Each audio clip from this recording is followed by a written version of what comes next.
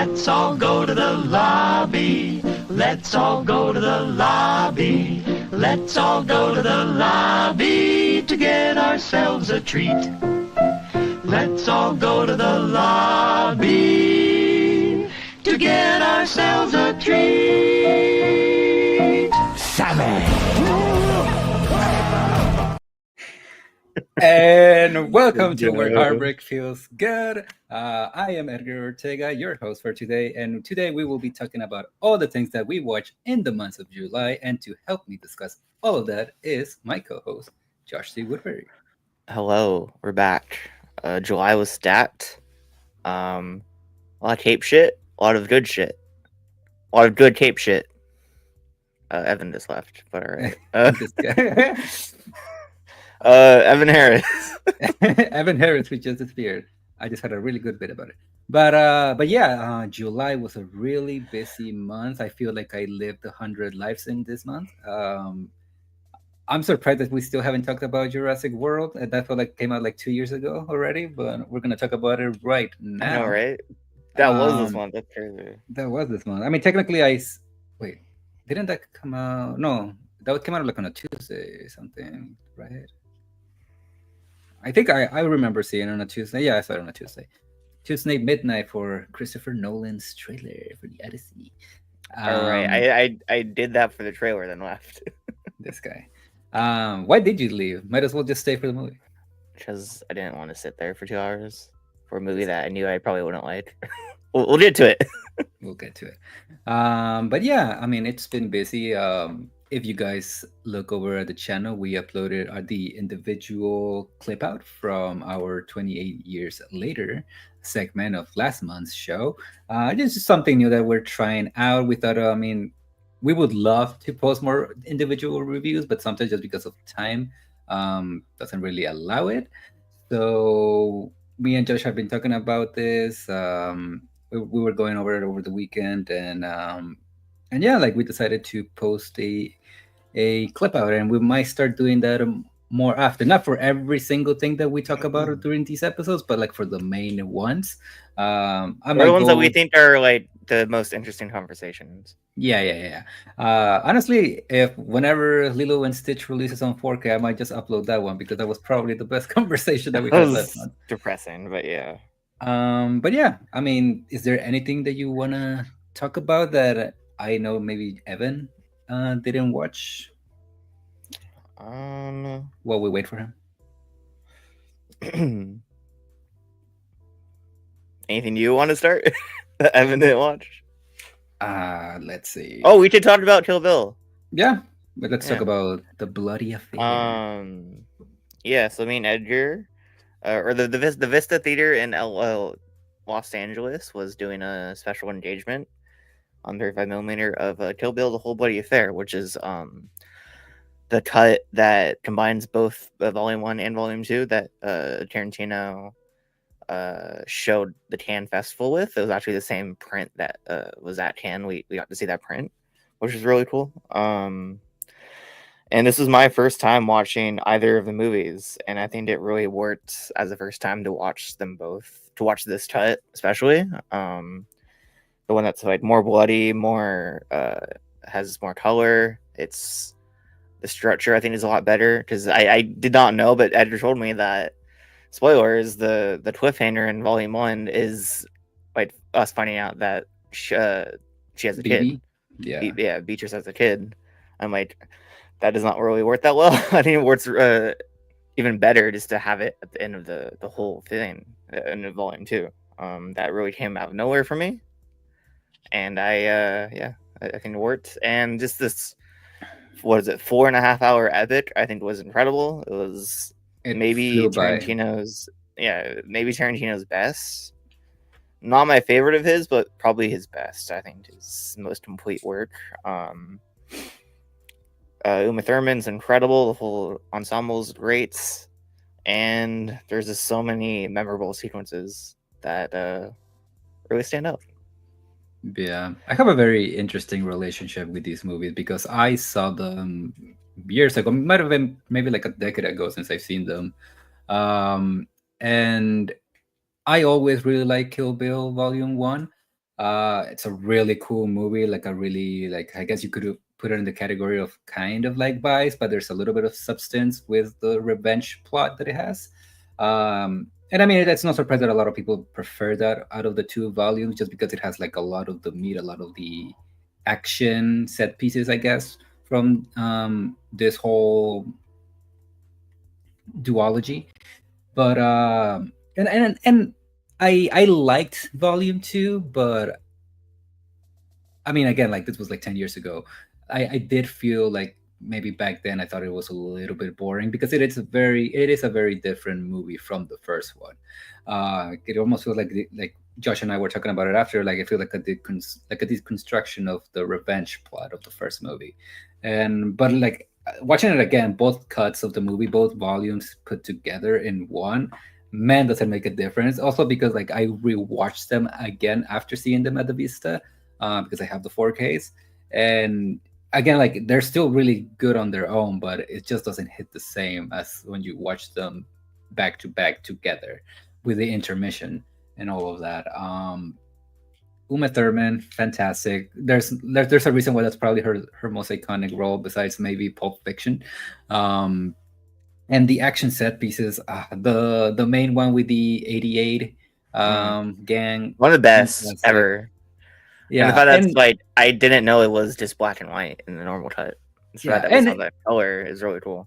yeah, and it does work with black and white, but you are missing a lot of that style that Tarantino is going for with the violence, and which I think it's funny because there's a lot of stuff that Tarantino Okay. does in these movies, and both like visually and also with the dialogue with certain things that we know he's obsessed with saying in his movies.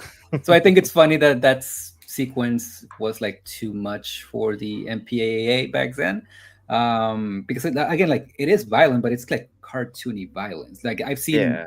worse things even in like PG-13 movies. I feel. I've seen like Um, I mean it is like of the times, but even yeah, was Hateful Eight that was R, right?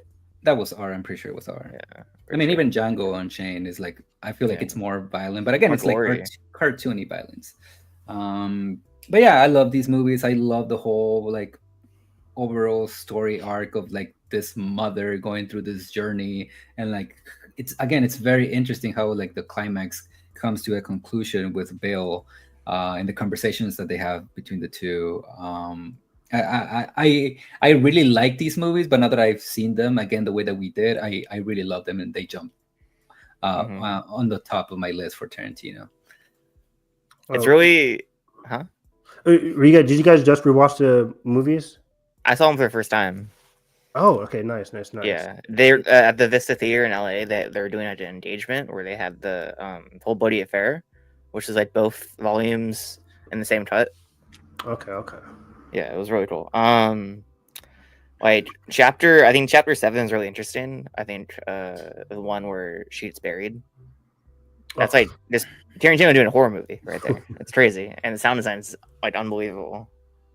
Nice. I haven't seen that movie in like probably 15 something years. It's been a long time. But it's always been at like the top of my Tarantino ranking. I think I still have Reservoir Dogs or Django Unchained as like my top two. And then Inglourious Basterds, I think number 3, and then the Kill Bill stuff towards like the middle top ish stuff. But yeah, those are some great movies. Yeah. I mean, few people can write like one-liners like Tarantino. There's so many Right? great ones in these two movies. Yeah. Great audience to watch this with. So you guys watched them back to back? Yeah, there was like an intermission in the middle. Yeah. Nice.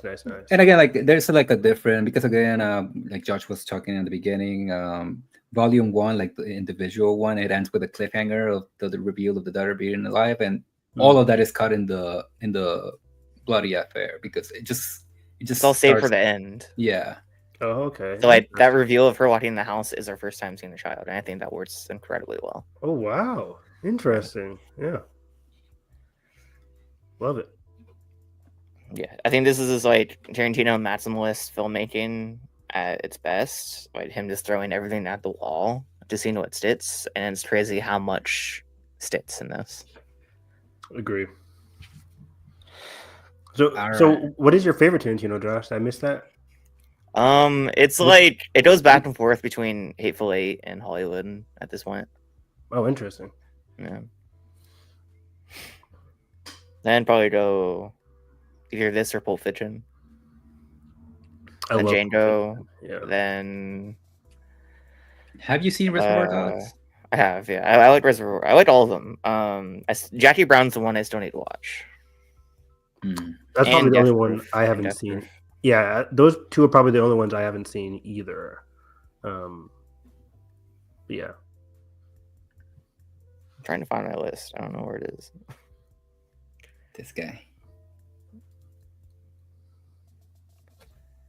All right, what do we want to start with? What was at the beginning? beginning? Of Mars? The big one of the big ones. Here it is. Oh, do we not talk Jurassic Park yet on this No, channel? we didn't. That's crazy. That's crazy. Did you ever talk about Heads of State, by the way? Was that last Nope. month? We didn't talk Heads of We're State. doing That was a first. fun one. We're doing Jurassic World first. Sure. Why not? Or Yeah, let's do that. Let's do that. So, what do you guys think about Jurassic World? You guys go first. Like silence. did not like this movie. I mean, I had fun with this. I think given your guys' two reactions, I think I had more fun than you guys. This was more enjoyable than I expected. I think right off the bat, as a huge Jurassic Park 3 fan, there was a lot of Jurassic Park 3 in this one. Except it doesn't get into, and it's funny because Gareth Edwards and I forget the writer of this movie, but they talked about like they wanted to bring more horror back into the Jurassic franchise. And interestingly enough, I think it dips its toes into the horror in the first sequence, but never really fully goes there in the movie as much. I mean, as, it's just doing Godzilla. Yeah. I mean, kind of, but this is also like this as a very similar, again, similar to Jurassic Park 3. It's a very similar opening where you get like a horrific opening. I haven't seen 3 about. You haven't seen Jurassic Park 3? I'll talk about it after, but I did see Lost World for the first time this month. Oh wow! But like it starts off like in a very similar like horrific vibe, but never really dips its toes in there. But for me overall, though, I had a very enjoyable time watching this movie. I think while the characters are pretty thin, I think Scarlett Johansson, Josh Bailey, what's his name? Jonathan Bailey. Jonathan Bailey.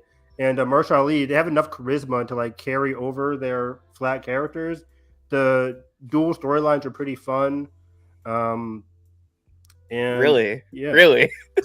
Yeah, I had a lot of fun with these storylines. Let me say this. Let me tell you this. I knew the exact kind of movie that I was gonna watch a minute into it when the big catalyst that makes this like lavatory like implode is that the fucking sneaker wrap going through the vents and like destroying all these apparently very fragile facility.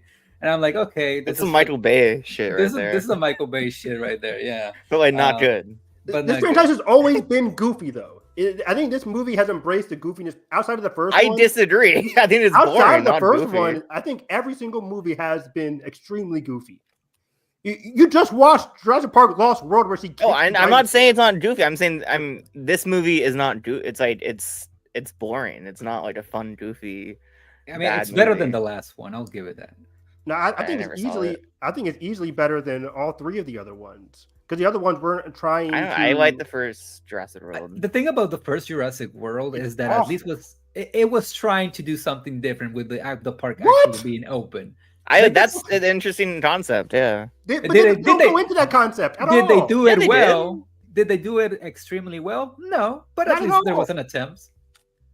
The first Jurassic World. Also, Bryce Dallas Howard. You know, she's not good in the movie. She's fine. Them heels, you know. I don't like this Jurassic World, resurgence, whatever it's called. I always never hated it.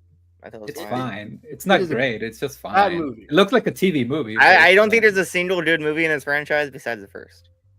I completely disagree. I think the first three movies are like the first two are like I think I go Jurassic 1, 3, then 2. Lost World's fun, but it's not good.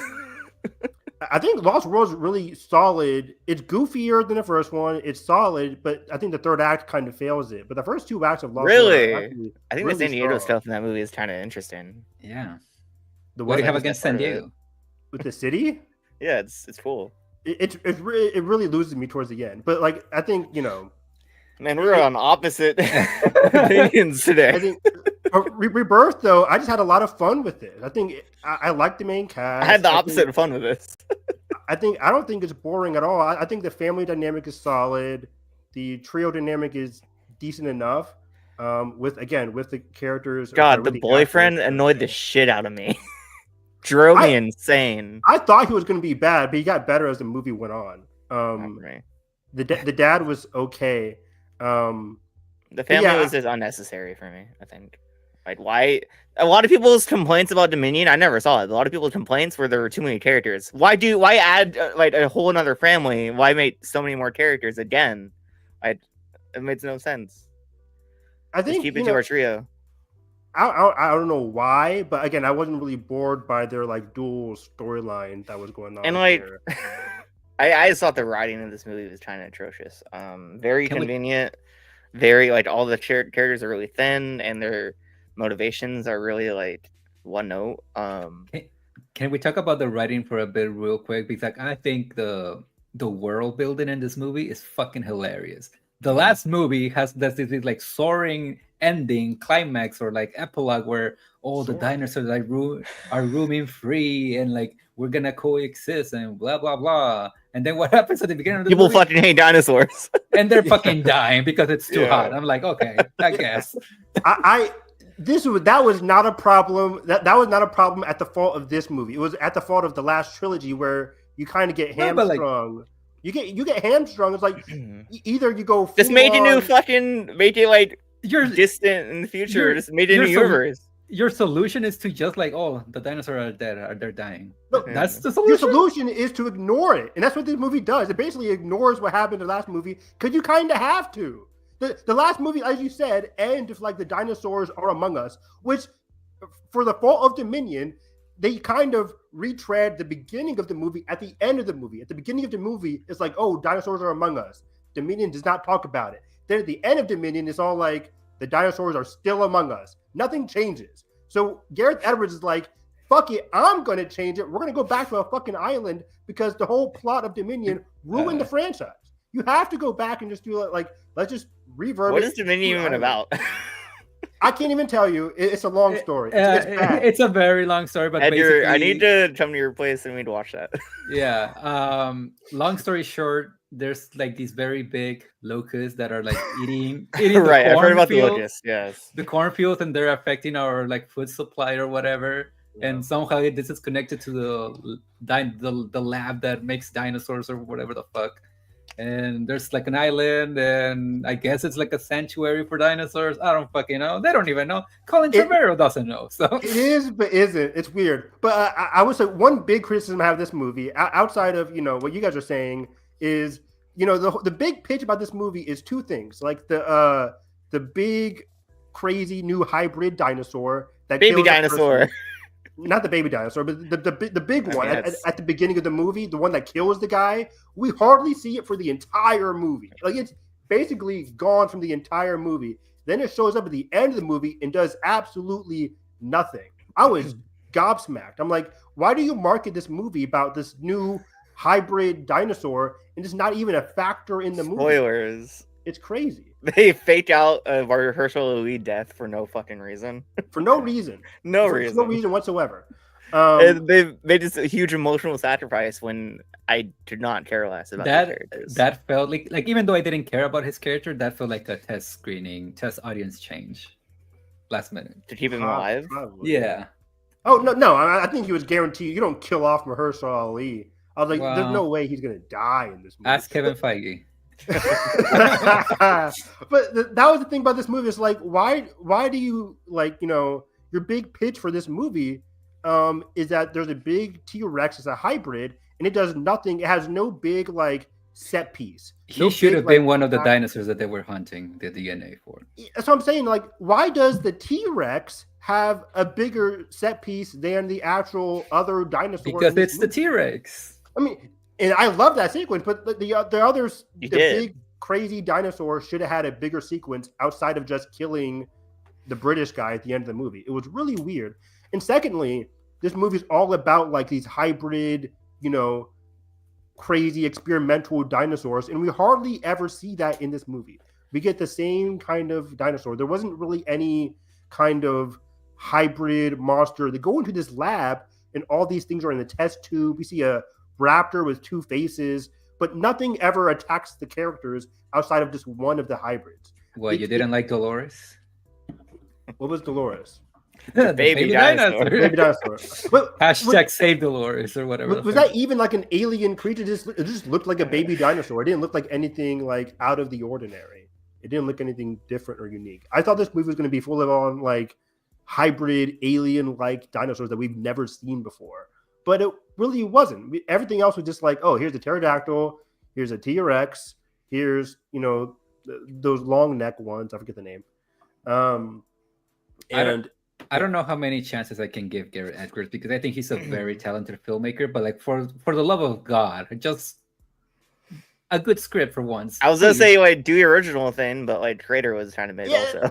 I don't know why people expected any different. I said this as soon as he got hired. I was like, you know what you're in for. Maybe that's why my expectations were super low and I ended up enjoying this movie. He's a director for hire. I'm not a Gareth Edwards guy either, but like he's not a good director.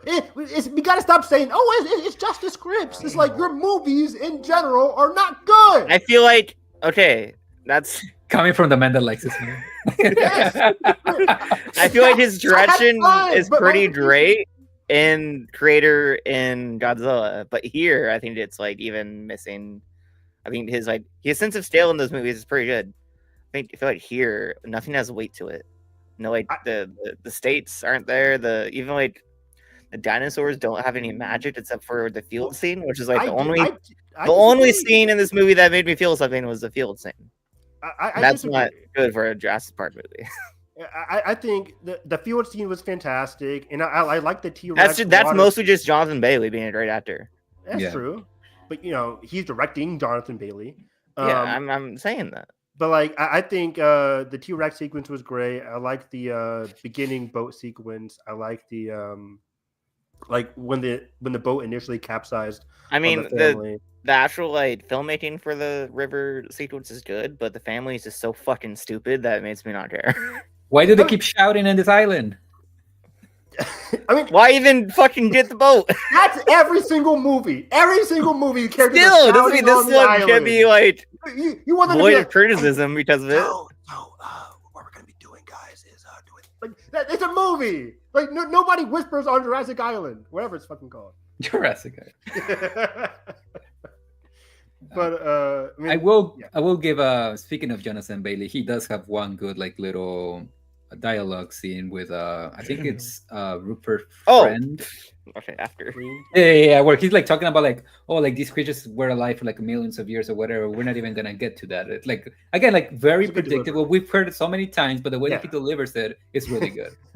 The scene in the museum or whatever when he says no at first, then he just sits down and we sit with him, and like 2 minutes later of like dead silence, he says yes and goes. That is, I don't understand that scene at all. It makes no sense. You remember what I'm talking about?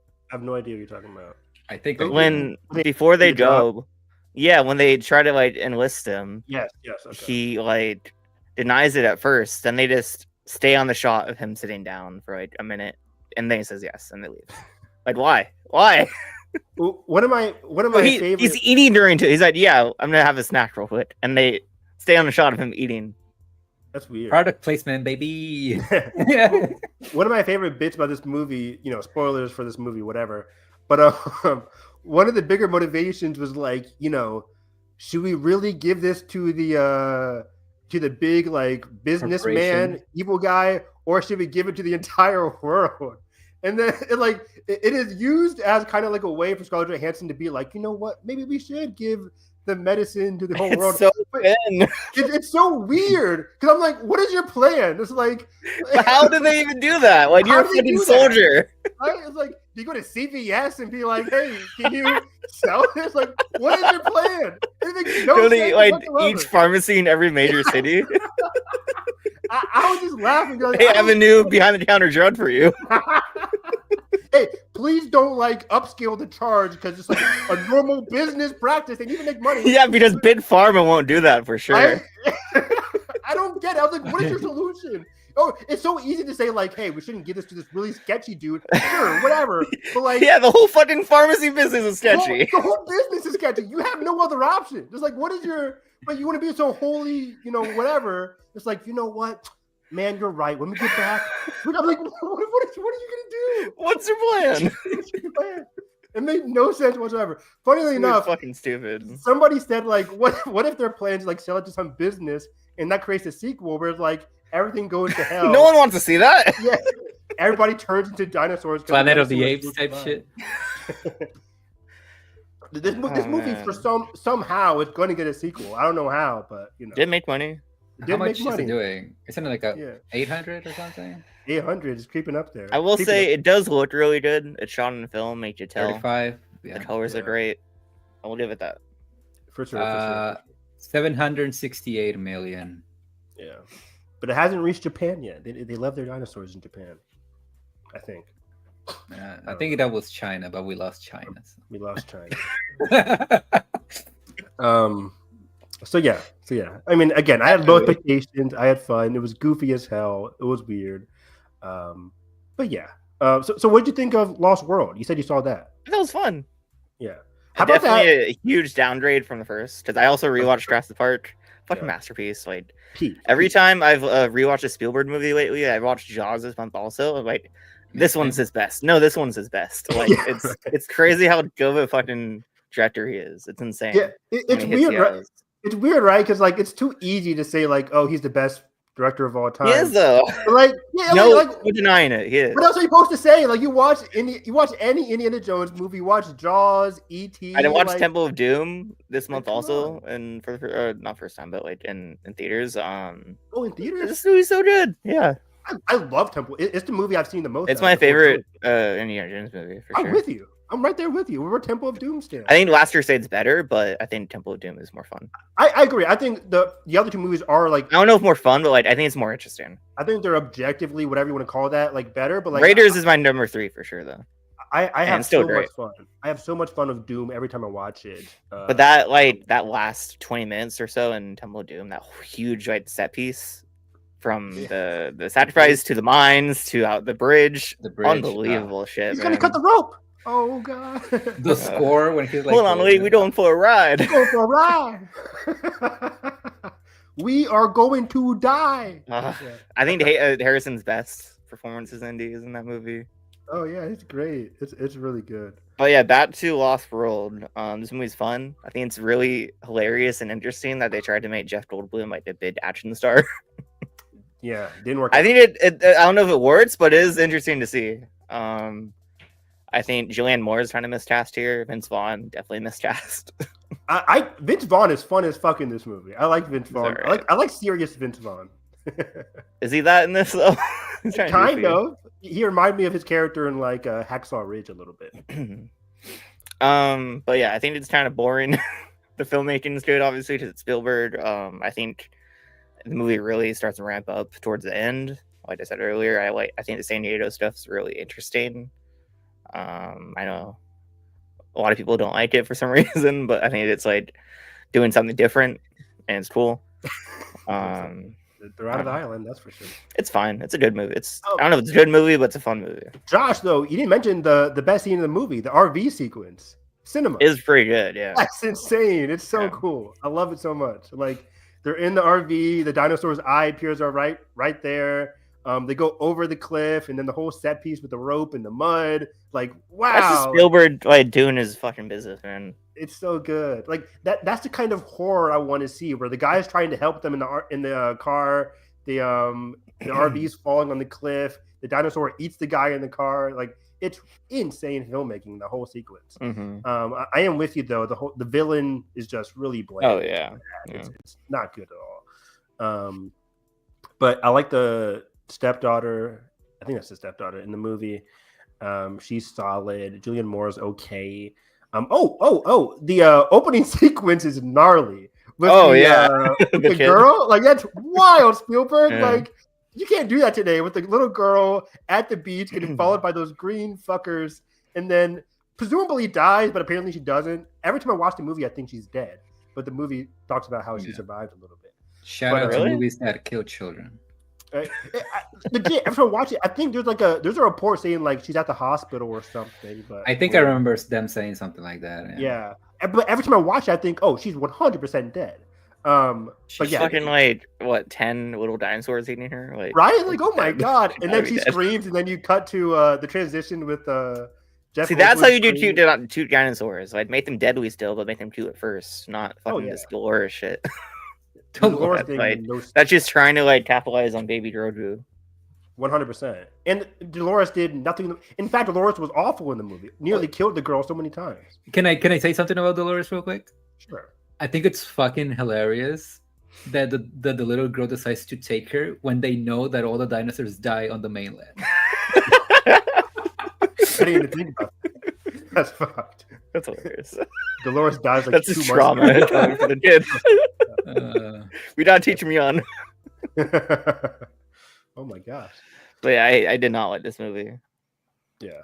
So yeah, you gotta watch Jurassic Park 3 yet now. I do, yeah. It's if you hate Rebirth, you're gonna have a blast with 3. It is. I know Laura Dern comes back for it, right?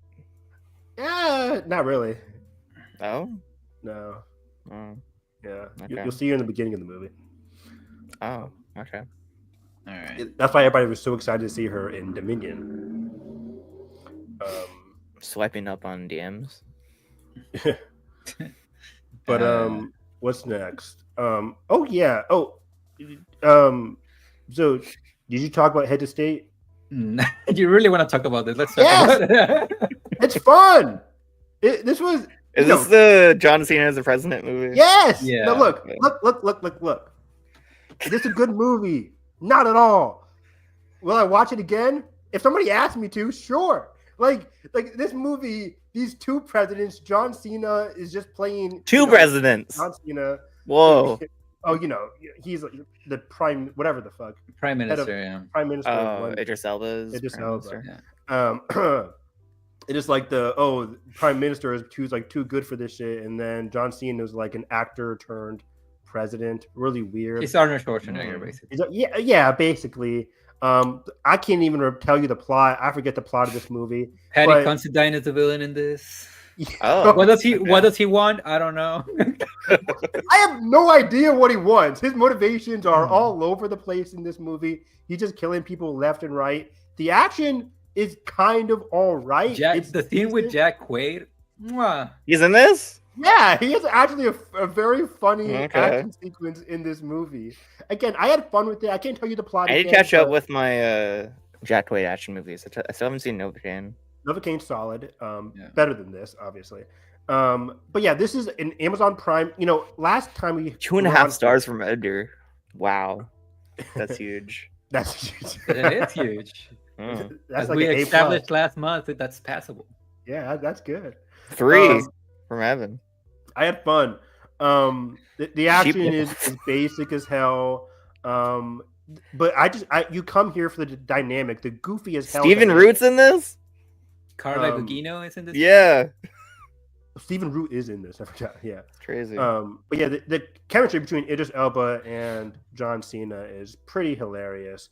The plot is like there's like this mystery plot that I solved like in the first 15 minutes. 5 minutes, yeah. It's not the most mysterious of plot, but I had fun with this. It's a streaming movie that knows what it is and like does it pretty well. It's way better than the other Amazon Prime movie. But do we need that right now though? Yeah, I mean, if they're gonna keep making it, I don't know if we need it. But they did the G20. The director movie. Of Nobody. Interesting. Yeah, it's pretty good. I mean, it's not on the level of Nobody. I need to watch that still. But There's a remember sequel coming out soon, right? August 16th, I think. 2 weeks from now. But the G20 movie with Viola Davis wasn't good at all. Awful. But this movie is like knows what it is and just has a blast doing it. It's really, really, really over the top. And I was like smiling for most of it. I wasn't really bored. And that's more than I can say for a lot of these streaming movies. Yeah, that's about it. Interesting. The director for Nobody 2 did The Shadow Strays and The Night Comes for Us, both movies I haven't seen but I've heard good things about. Wait, The Night Comes for Us director's doing Nobody 2? No, you're lying. Really? No, he is. Timo Tahanto. What the fuck? Nobody 2. Oh, That's crazy. The Night Comes for Us. And he did Headshot? I heard Shadow Strays from last year is pretty good too. I gotta watch Shadow Strays. ABC's of Death. Who's in that? But The Night Comes for Us is one of the best Korean action films of all time. He's doing The Beekeeper too, baby. Headshot was pretty basic, but I had a very fun time with Headshot. Night Comes for Us. He's doing Beekeeper 2. This guy makes really good South Korean action movies.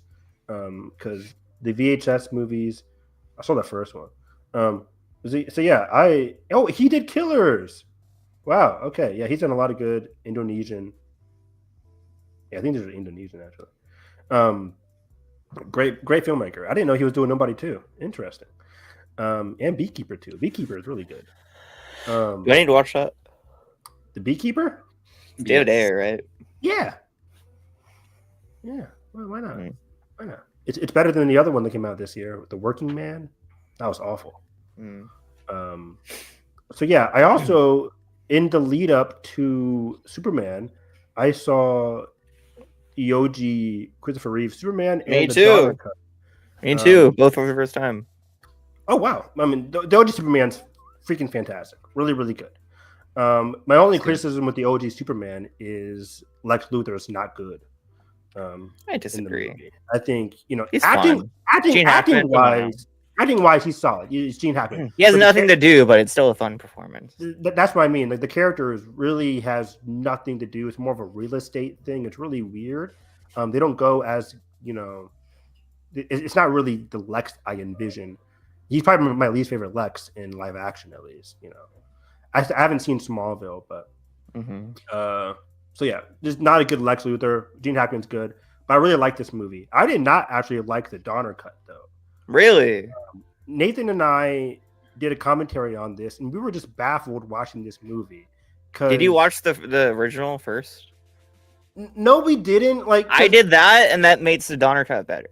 Because I had watched the OG movie growing up, but I was like, I don't think I've seen the Donner Cut though. I watched the OG movie, so I was looking to see what was really different, and there were some baffling changes in the Donner Cut that I was just like.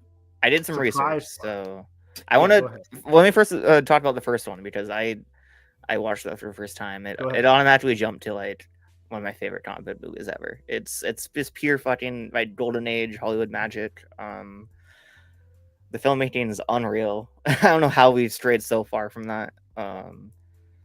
I think the 3-act structure is really interesting and it works really well for this movie. I think what's her name? Margot Kidder as Lois Lane is incredible. Christopher Reeve, obviously, I think is the Superman for a motion picture. This movie is this magic. There's not really much more to say about it. But if you want to get into 2 and Donner Cut, I watched 2 first, original from Richard Lester. Okay. I think it's fun. It's interesting. I think it's obviously the more complete movie, but I think I did the good thing. I watched that, then I watched the Donner Cut right after to see the differences. And the stuff that are different in the Donner Cut, I think works much better. I think have you seen these movies, Edgar? I haven't seen the Donner Cut. I've seen the first 2. I think I've seen all of them. I'm just not in a while, but I might do a rewatch down the line if I get the. Baffling to me. But it says it's not complete. You have to understand that, Evan. It's not a complete movie. But even if it's not complete, the storyline to like redo you know, the whole dynamic between him and Lois by the end of Superman 2, like the spinning around the planet. yeah, like Yeah, I think it's stupid, but it's because ruins the movie. Here's the thing. They placed that because they didn't have an ending for that cut. So, and what was going to happen originally is that Donner, that was going to be the original ending for part 2. Then Donner couldn't come up with the ending for the first one, so he took that from part 2, put it in part 1. So it wasn't originally to be used twice. He was going to come up with another ending for part 2. Then obviously the whole drama happened, and he couldn't finish his movie. So they just and then when they released the Donner cut like decades later, they just put that in there. Okay. How does the Lester cut end? It ends. Oh, I think it's a stupider version, a more stupid version. It's the way they erase Lois's memory is this: he kisses her. Oh yes, the kissing. I think it's stupid. It's fucking stupid. Memory or whatever. I think it's the whole memory thing. I was like, why do you have to erase her memory in the first? I agree. I think it's dumb in general to even like erase this stuff. But it is the 70s. It is like old comments that happens all the time. And like comments is they have to like put a button on every storyline. Yeah. But I think the Donner cut, the stuff with Marlon Brando, is fucking gold. Like him actually, the conversations we have with him and Christopher Reeve are great. Because in the Lester cut, Marlon Brando's not in it because of all the drama that happened. But isn't he talking with his mom in the original? The mom's cut? The one in the original cut, and Donner, it's Marlon Brando. I think it's way more fascinating. I wonder because I saw the Lester cut or the Donner cut with the dad. I was like, this is okay, but like he's explaining to Clark about the how pivotal being Superman is and stuff like that. But Clark wants to stop being Superman in that sequence. He wants to chase his woman. What? He wants to it's like just I think it's a son having a conversation with his dad about love. I think it's really interesting. And I think a son having a conversation with his dad about love is, not as compelling as having a conversation with your mom about love. But I don't think there's really much in there on the Lester cut. I mean, I disagree because I watched it afterwards. I'm like, the mom stuff might actually be a little bit better because, like, I was watching stuff with the dad. They have that conversation. He stops being Superman, and then he comes back like less than 10 minutes later to turn into Superman again. That's stupid. Yeah, it's stupid. Like, that's just the foundation of the story. It's fucking stupid. Yeah. And then his dad is just like, well, I kind of. All right, you fucked up. Here you go. Yeah, it's like, what was the whole conversation? But that happens in the original cut. We don't even fucking see how he gets his powers. Yeah, you're right. That part's bad. That part's. I'm like, wow. They skipped that in the original cut. So stupid. Yeah. And then the original, the whole Paris sequence, I think, is pretty dumb. Yeah, I agree. The way it starts in the Donner is, I think, fun. It's in Daily Planet. Yeah. And we see like sprinkles of Lois starting to figure out that, which is really good. Really, all of their scenes in the Donner cut, incredible. Like the way she finds out, or she gets him to admit it with the gun and the blank bullet, incredible. Funny as so hell. Good. Yeah, apparently that was like their scene test at the beginning. Yeah, it was they got that from the dress rehearsal. Yeah. So this is a hodgepodge. I thought I liked it more than I did, but I think I just remember. I think it's like Donner cut only warts and context of the drama and the first cut. Yeah, probably. But yeah, the first one, I'm with you, man. It's. I think there's magical. No other word to describe it besides magical. It's so. I need to watch 3 and 4 though, because I've heard they're like laughably bad. So I'm excited. Yeah, I didn't watch those either. Yeah, I skipped that. I don't think I've ever watched 3 and 4. 3 is the one with Lion, the black guy. What's his name? I can say that. Superman 3. Yeah. Richard Pryor, that's his name. Right, yeah. Okay. Yeah. I have not watched this one. Oh, Letterboxd. All my friends gave it 1 star. That's the vote of confidence right there. Quest for Peace, also I've heard bad things about. Do they keep Christopher Reeve in these movies? Yeah. Okay. And Margot Kidder. Okay. But yeah, those are some of the early July movies. What's next? Some of my rewatches. Do we just want to go to Superman since we talked so much about Superman? Yeah. Edgar, what were you saying? No, I was just gonna say some of my rewatches before Superman were 2 very different movies. One was Man of Steel, and the second one was the Suicide Squad. And Man, every time that I watch the Suicide Squad, I love it even more. It's great. such a good movie. It's probably, I would say, maybe Gunn's best in terms of like Wow. mean spirited, like comic book like elements to his movies. I would say even more so than some of the stuff like in the Guardians movies or even in this Superman movie. Um, the cast just works so well. If anything, my only real complaint with that movie is that we're never gonna see like a sequel, like a proper sequel with that cast of characters. I mean, I don't know. I- Like all those characters, like aren't as like ingrained in the Snyder universe as yeah, I guess. I think like, even everyone. Margot Robbie is the most, and I think Yeah. she will still be Harley Quinn. Yeah, I think everything works in that movie. Like that movie is explicitly canon, minus Even the Amanda Marvel Waller, she's in Pacemaker, so like Peacemaker. Yeah. Yeah, I think Margot Robbie's like the only kind of like linchpin where you're just like, I don't really know if she's canon, if she's not. But Like, who cares? Just do it. I I think would that's jump on it. Gunn's like mantra about this. Like, who the Yeah. fuck Yeah. cares? Yeah, And we'll then I mean, with Man of Steel, I still fuck with that movie. It obviously has some problems, but like none of them really like affect my view on the movie. I think it does some really stupid stuff, but like if you like Superman also does some really stupid stuff, but it's like not like world shattering, at least for me, that ruins the whole experience. It's just forgiven by the score and the first sequence in the snow. It's just yeah. pure Yeah. brilliance. The first flight sequence is Yeah. wonderful. And Michael Shannon as Zod is pretty great. The best Superman villain. Like he's so good. But I think I appreciate Man of Steel so much. I like it a lot. I think of it as like an Elseworld kind of Superman movie. Yeah. It's not like my kind of quintessential Superman, but I like Henry Cavill in it. I like this. The story's okay. So it's like it's not my ideal Superman, but I like the story that we're getting, the take Mhm. that we're getting in that movie, and the action is freaking sick. So I think it's one of my favorite Zack Snyder movies. Right? I haven't seen It's Dawn his of the best Dead. movie. Yeah, Easily. I haven't mean, seen I- Dawn of the Dead. I haven't seen Watchmen or I really like the director's cut of Watchmen, but like the only way that you can watch that is if you find like the Blu-ray of it, because it's not. I don't think it's on streaming or anything. I think the only EC available copies of that is the theatrical and the ultimate cut, but I think the director's cut is the best. Oh, I thought you were talking about Watchmen. I didn't know there was another cut. Yeah.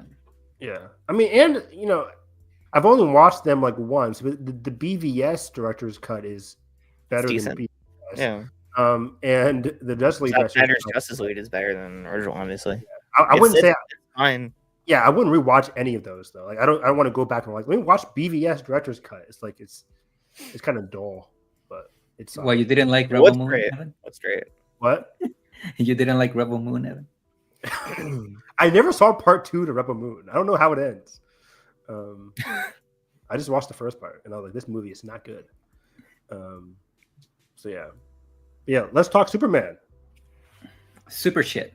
Super shit. You know I hate that, Lois. I loved this movie. I love this movie. This movie was everything I wanted to be and more. It's vibrant, it's fun, it's chaotic. I love, the relationship between Clark and Lois is just, oh my gosh. I've seen this movie 3 times now. And that relationship just sings every single time I watch it. They rock. They're beautiful. They're exactly what I wanted. I keep forgetting the name. David Cornsway and Rachel Brosnahan are just phenomenal as these characters. I want to see them in everything. I need a sequel immediately. So I can Watch just get Marvelous Mrs Maisel. I did a whole rewatch. Well, we talked about it after. I did a whole rewatch in like 2 weeks. Holy shit! Yeah. Damn. Josh and his You can rewatch. do it. You can do it, Evan. You can watch How long is each episode? 30 minutes? 45 to an hour, 45 to an hour. Okay. 5 seasons. Oh. But it's like I'll I'll fit it talk into about it after this. I'll fit it into my schedule. But yeah, they're just so great in this movie. I love the connection between them. And something I didn't expect was that, like, at the beginning of the movie, full spoilers, of course. But like Lois being kind of like, what's the word? a complicated relationship with Clark, where she's like, I knew I shouldn't have gotten into this, and then exploring Clark throughout the movie. I love when she goes back to his home. Very sweet scene. I wanted even more of that. But even for Clark, very unexpected, very ballsy. I've talked about it in other places a lot now, but the whole essence of Clark's connection to his lineage versus his parentage, is something I did not expect to see discussed in this movie. Does it get goofy? Sure, like in terms of the whole like harem and all this kind of stuff. It's a very ballsy. You got a harem thing to do. You got a harem. If it's a very ballsy thing for James Gunn to do in the very first Superman movie, to really question Jor-El. That's the name, right? That's kind of very, very interesting to me, because the whole time you're like, is this true? Is this not? And very quickly you realize it is true, but that only serves to elevate Clark's connection to his parents, who he hasn't visited as much, and that bond that grows closer, and it really makes the ending of the movie really sting for me. But of course, the secret sauce of this movie is Lex Luthor. My guy, Nicholas Hoult, phenomenal, incredible. No notes, 1A, pitch perfect. He's phenomenal. I think he is exactly what I wanted. Even more so, his dynamic with Clark was very funny. The whole scene with when he comes looking for the dog was very just hilarious. And then Lex is just his narcissism, his lack of I don't know what to say, villainous nature, when he kills Molly in the other world. It's a very evil, despicable kind of Lex Luthor, which is exactly what I wanted. Nathan Fillion's great. The Mr. T, what's his name? Mr. Terrific. Fantastic sequence. Overall, I just had so much fun with this movie. It's a blast. I've seen it 3 times now, and I feel like I could see it 5 more times if I wanted to. But I'll wait for the 4K to come out, whenever that comes out. So yeah, you go on. All right, I guess it's my turn. No, I had a very interesting experience with this movie, because I do think this movie is a bit overstuffed, and it is a little bit messy because of those things. None of the subplot with the pocket universe or whatever, none of that really worked for me. I like the idea in concept, but the execution, I just thought it was like I was mostly bored by it, to be honest. But all of those things aside, I think the cast of this movie is fantastic. David and Rachel, I could see a whole spin-off show about their daily life at the Daily Planet, 30-minute comedy. Give it to me. With Lex, I thought he was serviceable. I thought you could do a little bit more with him. Again, he's great in the role, but the performance is great. The character, I think, underdeveloped. There's not that much there. Yeah. Wow, I completely disagree. And there's other stuff with the Justice Gang that I thought it was fun. It had this. Don't start hating on Gardner. No. I'm saying there's this balance of very clearly trying to set up the whole universe, but it just works because again the casting is really good. I do think this does it the most naturally in years. Yeah, I do wish they dived a little bit more into their role on Earth, because it's very clear that it kind of almost reminded me of Captain America Civil War, where they're operating through a corporation, but the movie doesn't really want to comment into it. It barely touches on it, but it's not a bigger conflict than I feel should be, especially with Superman around. Real quick, sorry to interrupt, but I figured I was addicted to this movie and everything leading up to it, so I knew about the whole Maxwell Lord situation. I thought that was going to be a little bit are people going to be confused who Maxwell Lord even is, who they work for? And you're right, the movie doesn't really dive into that. I think just the basic necessities is that they're a corporation, they save the day, they don't really work for the U.S. government or for Superman. So they only save people to make themselves look good, basically. Exactly. And I like what they do with them on the third act, on that very Brave, clearly Palestine. stand in for Palestine. But I like what they do. It's just like I don't know if I fully believed it. Like these characters would like go to the extent of doing good out of their own heart because Superman told them to. Because there's not a lot of interaction between them, especially in the middle, since we kind of like take like a left turn with the Pocket Universe shit. But again, like I watched it. I watched it a second time, and all of my issues with the movie are still there, but I just let the movie like blow through me. It plays really well in a second watch, and again, like it's a really good time. It doesn't look great half of the time. It kind of looks like a video game, but again, the overall style and tone and like I guess the goal of this movie, it ultimately worked. Mm-hmm. Yeah, I fucking love this movie. I had some issues on the first watch, similar to Edgar's, where the pacing was and the structure of it all was kind of both too quick and also like too slow at points. Yeah. I think some of the story elements I think were kind of like messy. But honestly, like with each viewing, I've seen it 3 times now, it just washes away. I think this movie is magic. Like you both said, the cast is incredible. My girl Rachel Brosnahan, David Cornswet, Stellar DeSando as CEO of Sex. Jimmy Olsen. Yeah, he's great. The whole ensemble's great. These characters are like perfect versions of them, I think, for the most part. Nicholas Hoult, like we said earlier, great performance, but he's just doing his best Dan Herschel. It's hilarious. Edgar did that. No idea who that is. Yeah. This movie is just really fun. It makes me cry. It makes me happy, and it's just really gutsy for the biggest movie of the year so far? Question mark. At least of the summer. Summer, right? No. Lilo and Stitch, baby. Okay, besides that, and Jurassic World is second, I think.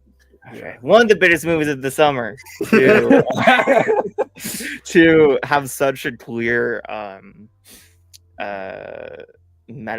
metaphor, is that the right word, to the whole Palestine-Israel conflict, and have such a clear message about that is so, I think, gutsy and so interesting that it even got approved in our at Hollywood, our world right now. That's surprising, but I'm glad it did because it's important. I think most Hollywood execs didn't see that. Like, I think that's more. They're too dumb. Yeah, they're too dumb to see it. Yeah, exactly. And John to deny it, but like it's so clearly that's what it is. Yeah. I mean, it's also like because again, like I rewatched the Suicide Squad, and he just has like a very he's critical of U.S. government there too. Yeah, like the whole point of the Suicide Squad, it's like this fun, colorful comic book movie, but it's about like the U.S. inserting itself into conflicts overseas and like using them to cover their shit. It's like it's the same thing here. And like Guardians is about the torture. At least Guardians 3 is about like torturing animals and environmentalism at points. Like he's really I think he's one of these better, I think maybe the best superhero directors, because he instills meaning to his movies where I think most people just make shit. And then at least try. Some people try, then it's failed miserably, like Brave New World. I mean, that is a very fun discussion in terms of best comic book directors. It's done easily for me. Him, Raimi. I think him and Raimi are the only options. I mean, no, Ryan Coogler. Don't hate me. Don't hate me. Pre-2020's Russos have a good track record. Yes, hell yeah. I think Civil War is still my top 5 Marvel movies. I love. We'll see what happens with fucking Doomsday, but like their 4 movies are great. I completely agree. Nolan, but like that's like barely comic book. Just that's Batman in Chicago, baby. And fucking rocks. Yeah. I mean, Destin Daniel Cretton is up there. Hell yeah. Spider-Man, but I think Shang-Chi, the director, was really good with that. Shang-Chi is fucking slap. But Dunn's easily number 1, like, because his movies actually, I think, are more than just comic books, and they use that medium to do more interesting stuff. And he embraces the goofiness like no other. This movie is insanely and he knows how to have fun. Yeah. It's fun, it's goofy, and at the heartfelt. Exactly. He knows how to get that heartfelt, emotional tinge. Like that And, last like, 5 minutes just really works for me in this movie. he has such a like strong hand on using needle drops because the two in this movie are just instant classics. Peak. Yeah. Millie Alcock for the scene that she has. Oh my Fantastic. gosh. Can't my wait. girl. Can't wait. I clap every time. Nobody else clapped the third time. Greg Gillespie doing that movie. Hell yeah. Yeah, like We haven't talked about Dumb Money. Greg Gillespie, there's some more talent on that. I think ILM is working on it now. I'm super excited. Did you see that tweet? What? They it was like some fan account saying, Oh yeah, it's announced that ILM is working on Supergirl, and the examples they use are internals, like the most recent shit, not like fucking Star Wars. Oh, that's crazy. So that's very exciting. But yeah, I love Millie Alcock. Her scene in this felt natural, very funny, and it elevates Superman's character at the same time because that's not even his dog. That's freaking wild. Crypto's like also, we didn't talk about Crypto. Crypto's funny and incredible. Crypto's great. He's really fun. Right. Like, seeing that's Millie's dog, I'm like, that's really, really cool and interesting. Like that scene of him on the bed, then him hugging him in space after. Tears. I love it so good. much. And yeah, like, I disagree with Edgar. I actually really like the pocket dimension stuff. It was it works fine for me. Yeah. It was really interesting, really weird. The whole like going through the lava, whatever the our guy Anthony Terrigan, our guy Noho Hank. Really fun. I liked his character too. Baked in makeup. It's really crazy. The whole like black hole using his freezing breath to push himself away. Like I love that shit. It's so. It is very Superman. It's weird as hell. Who had a bigger impact, Joey or Dolores? Baby Joey. Baby Joey, 1000%. Yeah. It's just so weird. I liked it a lot. Yeah, staying a little bit with like the politics of this movie, though, I do think I like the choice of him being conflicted with his parents, but I do think this movie tries to be like also a stand-in for like an immigrant story with Superman, which is obvious since fucking day one when the character was created. But I thought it was both funny and weird that like that's the message that you want to go with, but also part of the message is that the parents sent him to basically do all of this shit and kill people and like assault people. I'm like, okay, kind of like in conflict with the message, but whatever. Not great. But again, I think the second part of that, like embracing the people that have come to raise him, found family, basically, the found family, and the chants in this are just like not much, but they're perfect. They're perfect. I think one of my criticisms that I wanted to stick at that family home a little bit more. Yeah. That's one of the main problems. Like, there's not much time to breathe in this movie. This movie flows. It's like boom, boom, boom. Yeah. You know how you solve this? You take off the pocket universe. No. Yes. No. Yes. Or to structure it like the week, like they were originally going to do. That fucking pisses me off so much. That's another example of test audiences not knowing what the fuck they're doing. That sounds like so much fun. I think that would still include the pocket universe stuff, but it would but it would like just slow. Yeah. Cooler. I do say the opening crawl, fucking fun. Chills. Really chills cool. Every time.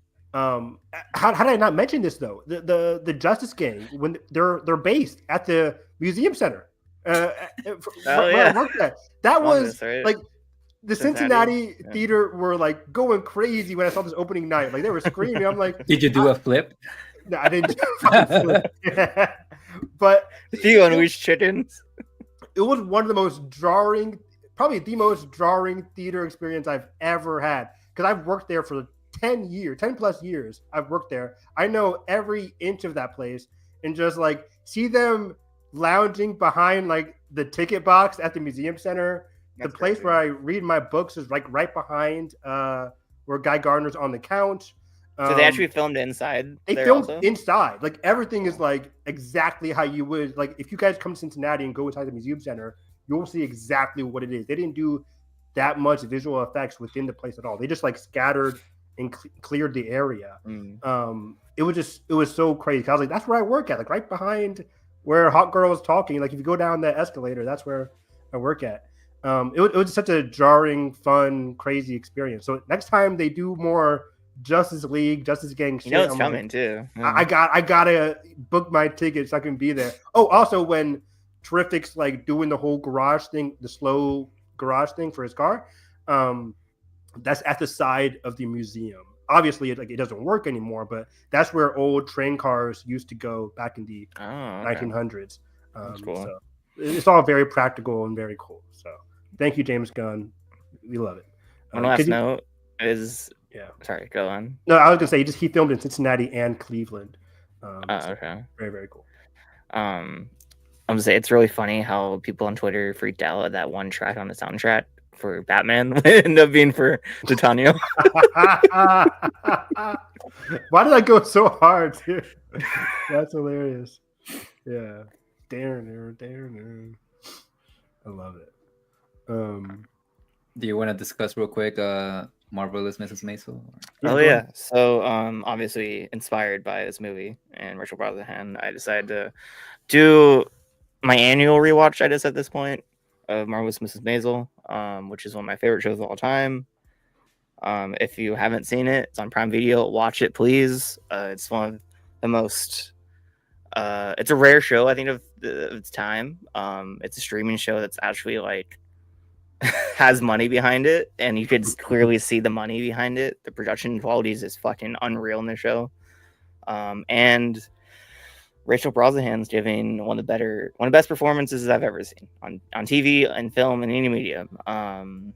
So is Alex Borstein. I think those two characters are instant classics, ones that we talked about for decades. I think the show, even though it seems terminally watched, I think will be remembered as a staple of the streaming era. Doing things like it's a show that can't get made these days. It's like a dramedy about a housewife who becomes a stand-up comedian, and it looks like one of the best fucking things I've ever seen, production quality, cinematography wise. Like, it's so striking how many times the camera moves, and I'm just in awe because it's doing some like crazy shit. And it's really funny. It's really emotional. The character arcs are really fulfilling. It has one of the best series finales I've ever seen. And I won't talk about it, but the final season does some really interesting things with form and structure that is rare to see a series take in its final season. And I think everyone needs to watch the show. Everyone needs to talk about the show. We need more shows like this. Yeah, it's 3 seasons, right? 5 seasons. Wow. Yeah. Went off for a minute. Edgar, I know you've seen it. If you want to have any words. Yeah, he never saw it before. Wait, what? About Maisel? Oh, fantastic show. I need to rewatch it. How many seasons is it again? I forgot. 5, yeah. I remember vividly 1, 2, and 5. 3 and 4 kind of blend together for me, so I need to do a rewatch for that. But the finale of that show is still just pure fucking magic. The ending monologue with Mitch, phenomenal. I mean, did she win an Emmy? I'm pretty sure she did for like season 1 or 2, but yeah, giving Emmys a Reese nomination to that show. Yeah, in later seasons. To serve, I think she's fantastic. Hopefully, one day she'll jump to the Oscar race in one way or another, because my God, is that woman talented? Mm-hmm. And Tony Shalhoub in that show also, want to shout him out, because especially in season 5, his arc really comes around and he gives a phenomenal performance. Cool. Evan, watch the show, please. It's on my list. I'm 1,000% gonna watch it. Cool. Okay. You guys don't believe me. Jeez. No, we don't believe you. You're watching Big Brother. What is it, 27? Made some time for this. I think after Big Brother ends, I'll catch up on your Miss Maisel. And what's the other one? The one with the Phoebe Waller-Bridge that you guys want to watch? Fleabag. You haven't seen Fleabag yet? Yeah, I watched Fleabag. Oh, that's a classic. Yeah. It's one of the best shows ever. You say that about the Bear. Look, I mean, they are though. They are. People. The Normal People is not one of the best, but it's great. I've still never seen Normal People. Yeah, it's very depressing. Let's go, baby. That's our stuff. I like depressing. That's the hook. Fleabag is generally like one of the best written things I've ever seen. Yeah. So happy that she's still robbing Amazon from Good for her. Good for her. What is she working Her- on now? No, she's had a deal with Amazon for like a decade and hasn't made a single thing. It's like DJ Abrams. Yeah, they have a group chat together. Who are we gonna rob next? I love it. I love it. Yeah. Do we want to stick with comic books or switch it up to like a comedy or drama, whatever? Yeah, like I have Fantastic We Four. get next. Fantastic Four out of the way. Might as well. What's before that? Do you guys have before the 19th? Anything else? Or Let me 20? see. I don't know, tons. Yeah, let me see the comments. Ooh, happy birthday! Happy Josephine. birthday, Josephine! Happy birthday. birthday! Great job. You know what? I think this question is perfect to start the Fantastic Four You conversation. know, the baby played a big role. Favorite cinematic. I actually didn't. People said like the baby was like obviously CGI. The baby looked fine for me. I think it was a real baby, but Yeah. it was acting no on side CGI, which made it look wonky. We'll get into it. We'll get into it. Yeah. Cinematic babies. Especially on her chest. Oh. American Sniper, the best. Oh god. Twilight. Twilight. The we're Twilight gonna one have is crazy. That's insane to me. Actually good babies. That's hard. Yeah, I don't even know any good babies. And I don't know if the best one, but it has one of the best subplots in a movie. The baby that is born in the first Quiet Place. Ooh, great pull. Oh, yeah. Great pull. That's a very Does good pull, Grogu count? Because I mean, he's up there. I mean, he's coming to movies, I guess. So. the first season of Grogu. Yeah. Yeah. Rosemary's hard. Baby, anyone? I've never seen Rosemary's Baby. You need to. And I guess I need to. Is that one of the best too? Is that a classic? I mean, you never see the baby, but yeah, I you can feel the presence of the baby. just see a lot of Rosemary. Yeah. Interesting. That was 1968. That's crazy. Polanski. He should not be named. Oh boy. Yeah. Maybe not then. Oh, here's a good one. Baby from Eraserhead. I've never seen Have you that. guys seen Eraserhead? No. No. It's a fucked up baby. I'll take your word for it. Here, let me show a picture. Yeah, please do. Please do. I'm going through my list. Let's see. Not my baby list, but You have a cinematic baby? Though? No. I'm going through like my all-time favorite movies. I'm like, is there a baby here? Let's see. But David Lynch is fucking on something. would Dumbo count as a baby?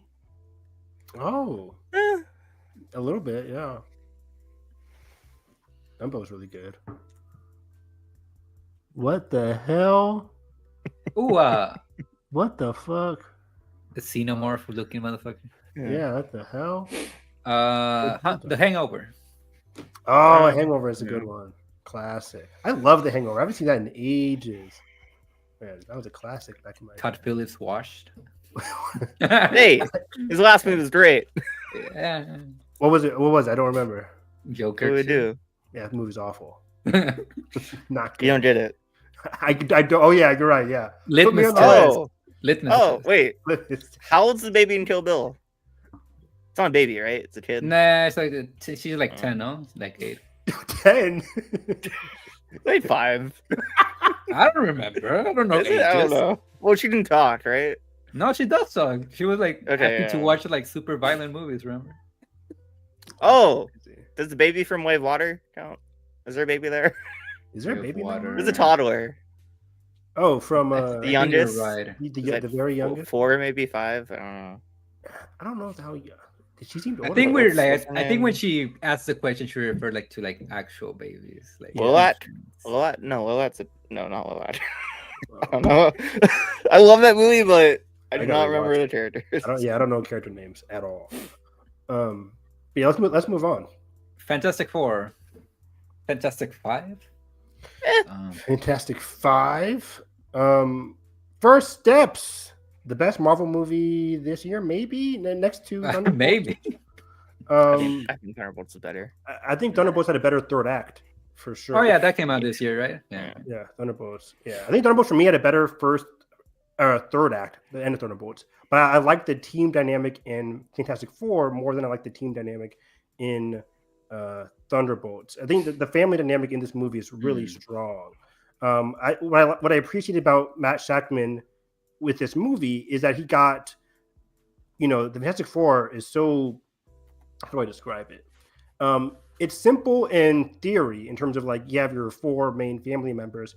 Well, what I like that Shackman does in this movie is that he gives fun, simple, interesting dynamics to like each individual pair. I like Johnny and Reed's dynamic. I like Reed and Sue's dynamic. That's and it, though. I like Reed. No, I like Reed and Johnny and Sue. Sue basically is kind of like the heart of the team, and she has solid scenes with pretty much each and every one of them that I really like. Vanessa Kirby for me was a huge standout. She's fantastic in this movie.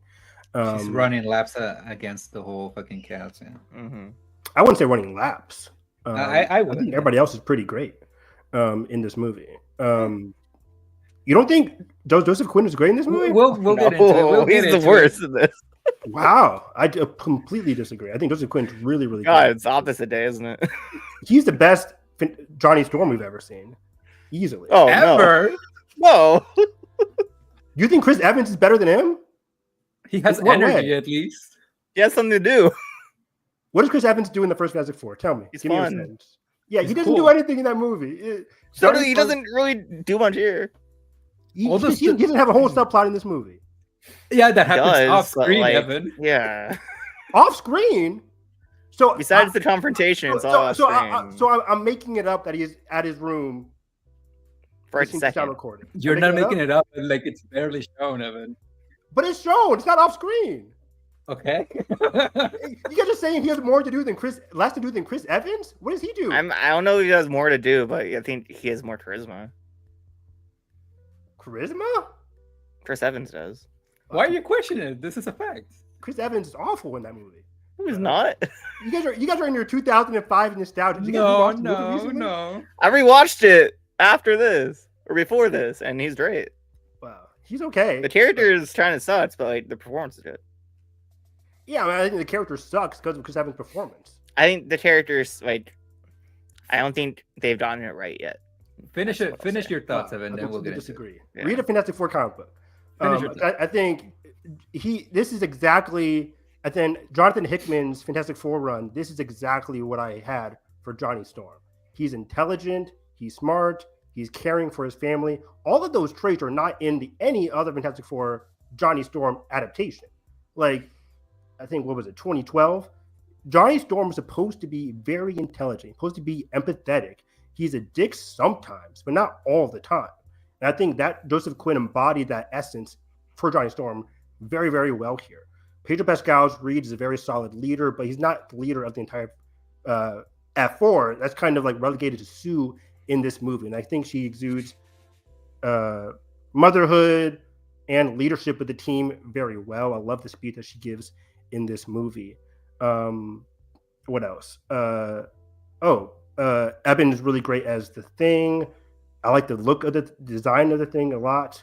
The retro futuristic elements are very, very strong. This movie is actually very, very unique. It's kind of like has like this weird, whimsical energy to it that I really liked. And the second act is probably like my favorite part of this movie. The whole sci-fi trip to space to see Galactus, fantastic. I loved all of that. Actually, finally, MCU diving into outside of the Guardians, cosmic entity, realistic space. It's not even realistic. It's really, realistic, but like more. It's really insane. Like Interstellar type of shit. People keep saying Interstellar. I immediately thought of Star Trek because Star Trek does the whole black hole thing every episode. But and it worked really well here. But that whole confrontation with Galactus it's very, I don't know, it's very intense, insane. The visual effects with the whole surfing through like the that shit looked great. The black hole stuff. What's incredible in this? Oh, she's insane. The whole chase sequence for me is one of my favorite sequences of the year, where she's giving birth while also making the ship invisible. I think, not to interrupt you, but I think that sequence is one of the best things in MCU. Oh yeah, I agree. The birthing sequence, yeah. It's intense, it's incredible, and then like seeing Reed, Pedro Pascal's like empathy with Sue as she gives birth, very, very solid. And then yeah, I think for me, where was I at? I was actually surprised the film had is pretty light on action. It's one of the most light on action MCU movies. I already talked about the whole chase sequence, but the third act is whatever. But like, there's not really. It's not unlike most MCU movies. It's not propelled by action, which is very interesting to me. And Galactus and Silver Surfer were my big letdowns of the movie. It's kind of weird because Julia Garner, son. I love Julia Garner, but she wasn't. They don't really have much to do, either of them. But it's weird to me though, because I think they got Galactus right. Like they finally somebody has Galactus right. Yeah, but it's boring. His presence.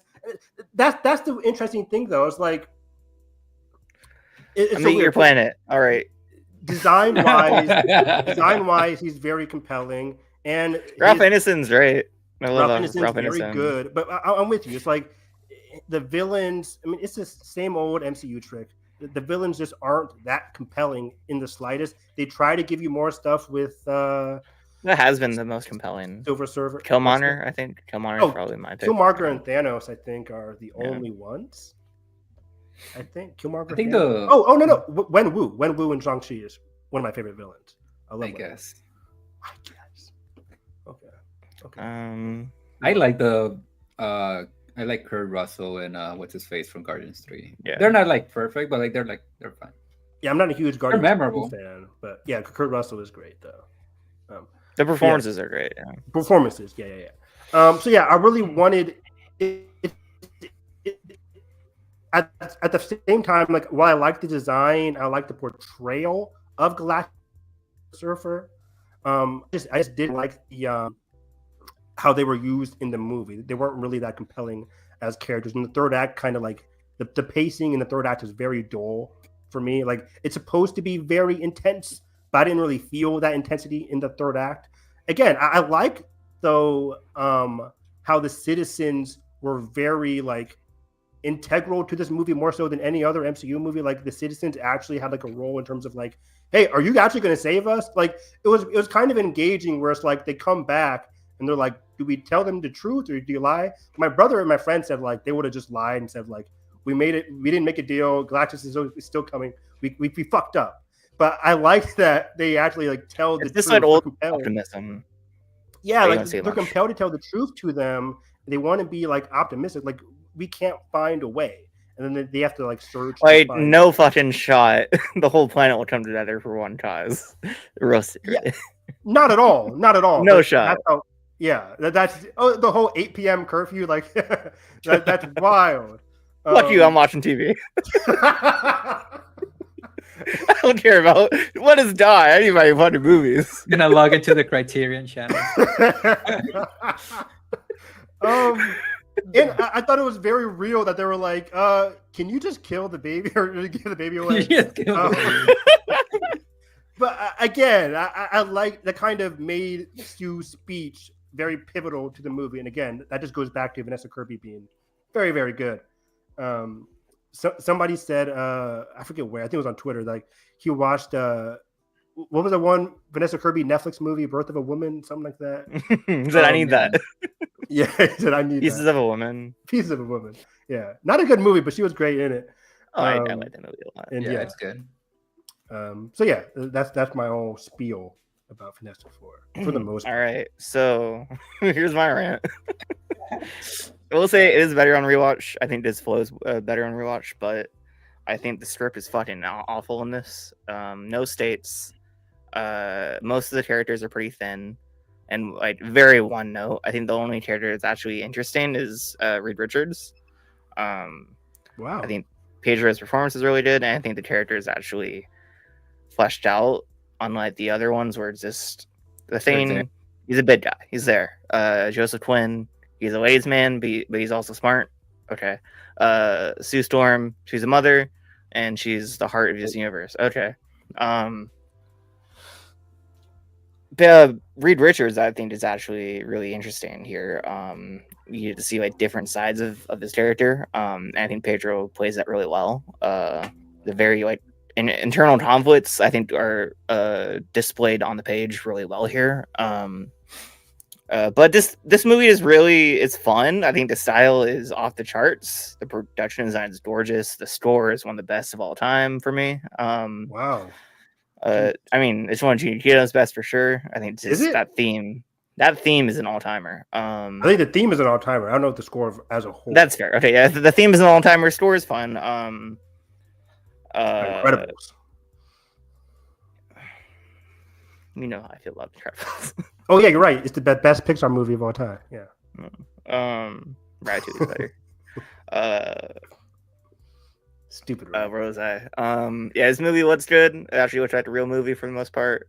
At least everything on Earth does.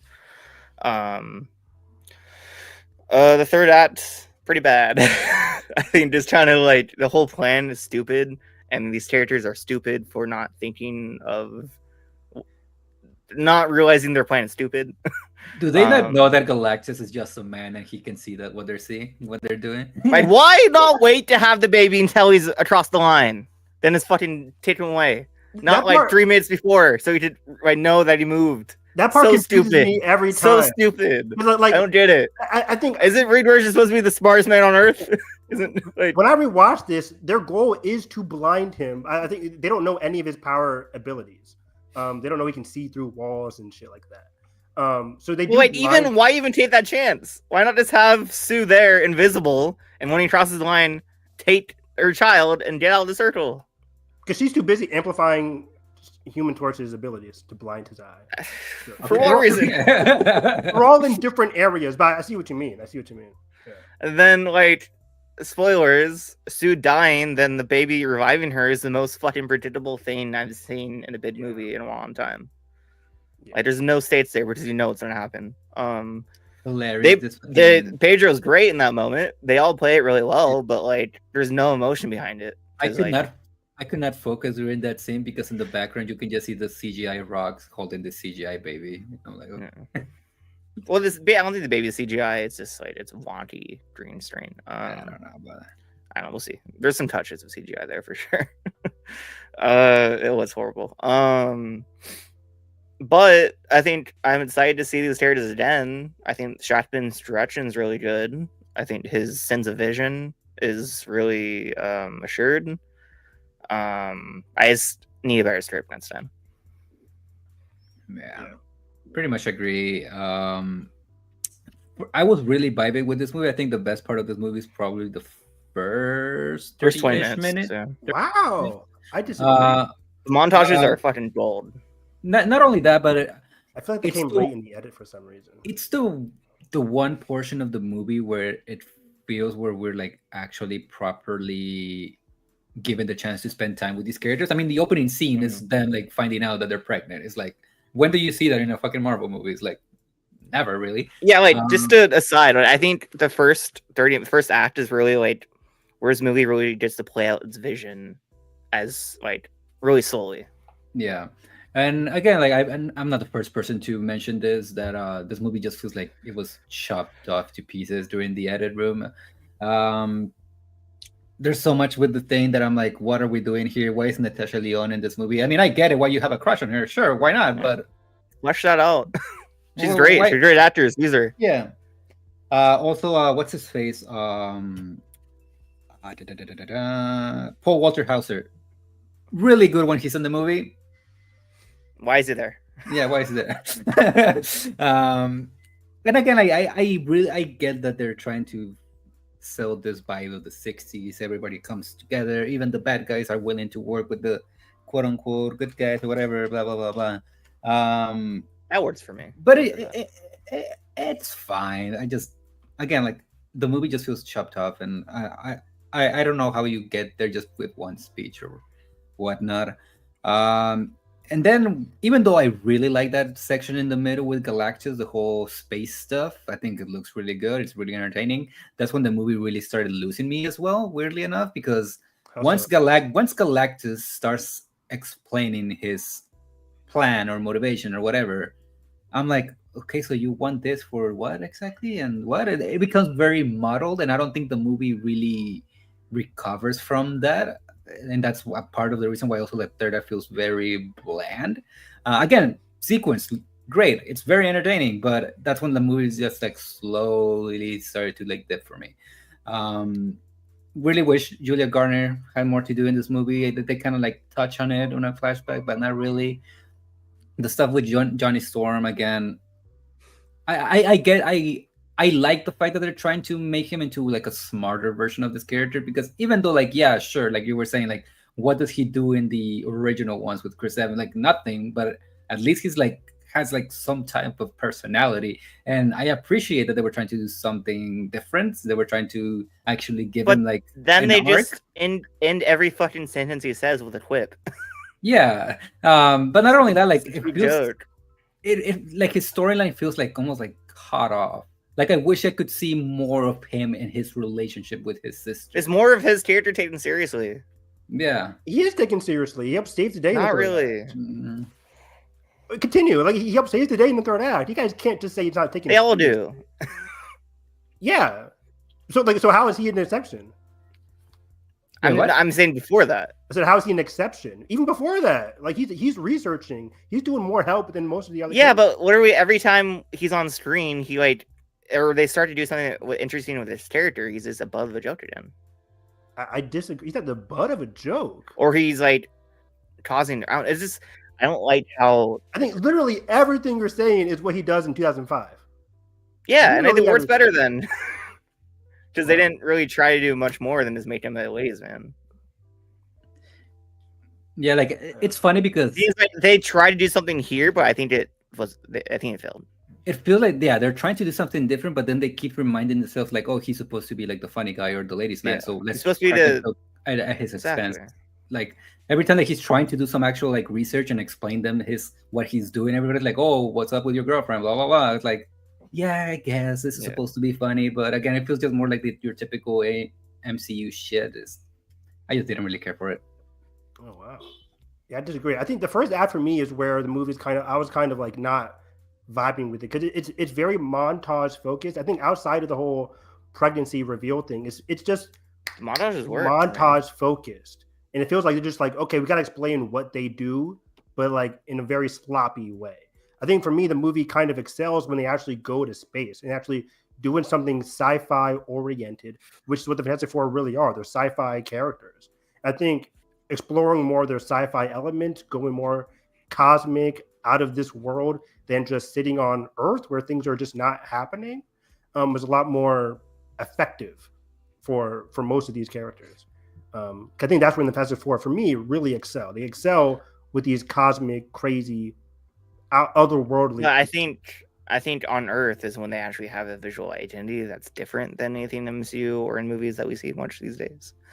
And everything in It looks space cool. Yeah. is just very generic and just trying to copy stuff, and it loses the identity both in the music and the visuals. The production design loses that when it's just very muddy purple backgrounds. Mm-hmm. Purple. And I will say, like again, going back to like the first act and all that, I just wish the movie would like slow down and like have characters talking to each other. Like I think one of the best scenes of the movie, if not the best, is like Reed talking to what's his fucking the baby's name? I forgot. Franklin. Franklin. There you go. When he's like trying to like talk to him and like, oh, like I'm gonna stop like trying to understand you and I'm gonna let you tell me who you are. I think that's fucking beautiful, and it's some of like Pedro's best moments in the movie. There's just not enough of it. I think he has another great scene in the third act when they're trying to come up with a solution, and he's looking. It's the scene where he knows he has to use the baby. Yeah, as that a seems prop, great. I And love then that she's scene. like, he's like, It's really we're out of good. options. Then she looks at him, and he's like, Like I wish there was We're not more out of options. conflict. Right, with them. that's my problem. Is that like this movie doesn't take its characters seriously like those moments enough. yeah. I think more of those scenes would have been effective. But I think Yeah. as a whole, I'm with you guys. I wasn't as emotionally compelled as I wanted to be with this. I think again, for me at least, I think the dynamic between the family is very strong. I just wasn't emotionally connected. The could've been dynamic between the stronger. performers is good. I think the characters are a little thin. Okay. Yeah. But yeah, like by the end of the movie, I'm just like, I wasn't getting that euphoric or that emotional I beat felt nothing. that I really needed. Felt nothing in this movie. Yeah. Like that scene in the trailer where you can hear Reed and Sue talking about like the team and like what's his face, Ben, he's like the Rock and whatever. It's like I wanted more of that, like more conversations with the team. Yeah, I feel that. And the post-credit scene's fucking stupid. Did you do a flip, Evan? With the post-credit scene? No. Show his face. Why not show his face? No, I disagree. The post-credit scene made me angry because I'm like, oh, they're already taking off his mask. Like they're just alluding to like this guy is not going to have his mask on, which he should. I don't want to see Robert Downey Jr. I want to see Dr. Doom. Like they're really gonna hire. I don't think they would ever hire Downey Jr. to not show his face, Evan. Yeah, and that's why I hate the decision. I mean, like, yeah. I mean, like, but if they're gonna do it, show his fucking face. I don't need to see. I know what he looks like. Oh, it's Robert Downey Jr. Yeah, but then it'd at least be interesting to see like what more than whatever we got here. I'm just gonna see Robert Downey Jr. He doesn't look. Yeah. Oh, that's Iron Man! Yay! Yeah. What did you want? I was like, whereas like I felt nothing with this one. Where it's like, okay, he's there. I liked it minus the mask off his face. Like if you see like picture with the baby, there's a great panel again from the Hickman run, where he's like holding Franklin as Dr. Doom. It's like Franklin and Doom have a great dynamic in the comics. I'm curious to see what they dive into in this. They're not gonna have that here. They're not. I know. But like, I am curious to see how they continue this elsewhere. Yeah, if you want to go, me and Nathan went like a huge diatribe about like how this can possibly connect to the beginning of Doomsday, because I figured they would at least like soft introduce them going to the MCU. Thunderbolt scene then that confuses me. Like, what was that? Because I think. The easiest explanation is that like Doom takes Franklin, goes to the MCU for whatever reason, and they follow the cosmic traces, which they did set up in this movie. It's like, oh, we know where Galactus is located. Could we follow his? Or no, they know where Silver Surfer. Reed's talking about multiverse at the start of this movie, so they can follow whatever. They can go from universe to universe using their technology. But I just thought like. Do you think that scene is a scene from the movie? Like, I think the Thunderbolts 1 is a scene from the movie. Thunderbolts 1 seems more like the scene from a movie than the beginning of Fantastic Four. I think they both are to some degree. Like, in ABC order, I can see the beginning of Fantastic Four taking place, then we get to the beginning of, or the end of Thunderbolts.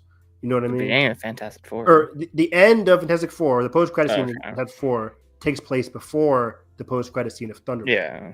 I think that's like the simplest explanation. But yeah, I'm with you guys. I'm excited to see what these characters get into in a sequel and in if we ever did that, which I doubt. You doubt we're gonna get a 4 sequel? Yeah. Come on, like that's guaranteed. What? We don't have time. There's supposed to be a fucking reboot. Well, I mean, yeah, after the reboot, I mean, these characters are sticking around for the long haul. I don't know if that's true. It's Marvel's first family that they got from Fox, and they're gonna quit it. Those recasted it again. What? This movie's not making money, Evan. It's not like it's going to make like $500 million. Side note: I'm in the gutter with my drafts over here. I think this movie is definitely. I mean, I want a sequel, but these guys have 10+ year contracts on them. There's no way. Doesn't mean they'll use them. Yes, they will.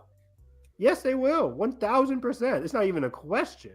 Like, the reboot is only basically what Kevin Feige is saying, what Josh is talking about, that Kevin Feige recently said, like, well, we are thinking Secret Wars is going to be a fresh reboot. The fresh reboot is basically, like, saying goodbye to all the other characters and sticking with the characters that we got in I don't think they know what they're doing, Evan. That's the thing. You're giving him too much credit. Yeah. That interview was serious. I mean, I killed Josh. Even if you give him the minuscule of credit, the Secret Wars is basically to introduce the X-Men, right or wrong. Like, you're introducing the X-Men. You're saying goodbye to a lot of the older characters.